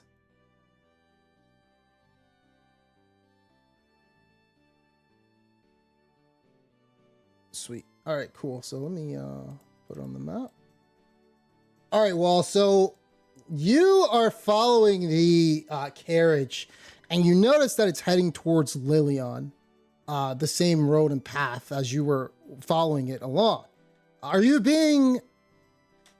Well, you can't really be so stealthy. You do notice that... I'm not trying to be stealthy. I'm Okay. literally just hiding in plain sight. Okay. I don't be so, like that. He doesn't care. Yeah, so you see Corwin in the back, and he starts screaming out to you, "Hey, you need some help?" No, I'm fine. Thank you. I'm just wandering around, trying to think And- of something. Oh yeah, go on. What about, he screams out, "What about the missing woman?" I don't know. Maybe I'll check around here or go to a nearby town. But thank you for your concern. All right. And you notice that the cart, this is like taking hours, by the way. So you're completely off from them. So are you going to follow them because they're still going. It looks like they're not stopping anytime soon. I mean, perhaps. I'll probably move up a little bit and try to make conversation with him if he wants, if he's inclined to. Yeah, so Ask him about his wet boots. So Corwin does he looks over and you start to see that another man comes up and he whispers something in Corwin's ear. And Corwin looks at you and he says, "So how long were you planning on going? You said you're just wandering around?" Yeah. What's the nearest town over here? I forgot. "It's Lilion. It's about 4 hours away from here." I'll probably go to Lilion then. Maybe ask for some information. Or All maybe right. wander around some more. I don't know, we'll see. So How about see you guys? Where are you guys heading? all the way in Waterdeep for a trade. Waterdeep, huh? That's quite the trip. And the gentleman next to Corwin begins to go back inside. And as they go back inside, Corwin stays on top, and the carriage keeps moving. And you notice that the carriage is taking a different path to go to Lilion. They're actually taking a different path to go to Waterdeep. Are you going to follow? Yes. Okay. So as they follow along and you continue to follow them, the carriage, and this is ours, by the way, the carriage comes to a stop. And Corwin is like, you've been following them for hours, and it comes to a stop. And Corwin says to you, you got any other place you need to be? Hmm?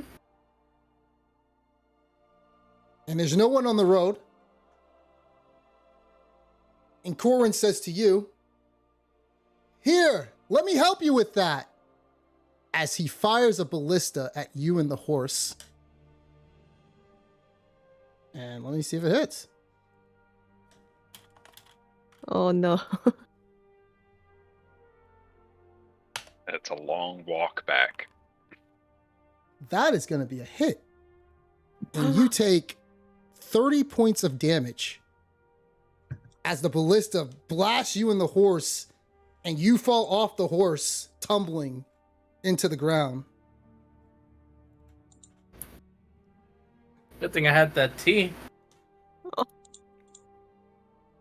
You start to see animated armors leave the carriage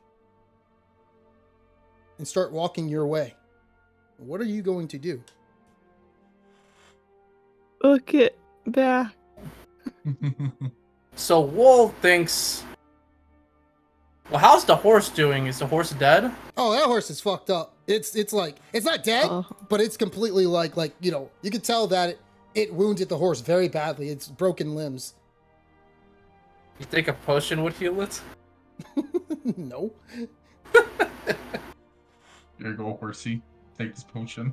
So what are you doing? Animated armors are on your trail. You got 30 seconds to tell me what you're going to do before we go to a new map. I am going to make a book for it. Okay. As I think to myself, I knew something was suspicious. All right, so you're completely out of this next segment as everybody else is, so unwind, chill, I guess, because, yeah, there's no way you're going to get back to Zin on them. Let's take a 20-minute break right here and come down, and we'll go to the next segment. Okay. All right. And, yeah, I wonder how you guys going to do this. With but, panache. hey, well, yeah. With panache. Because this encounter was for 4 people, but we'll see what happens as you guys get to the house. Good old fun. Shit. There we go. See you guys in 20 minutes. All right. Alright.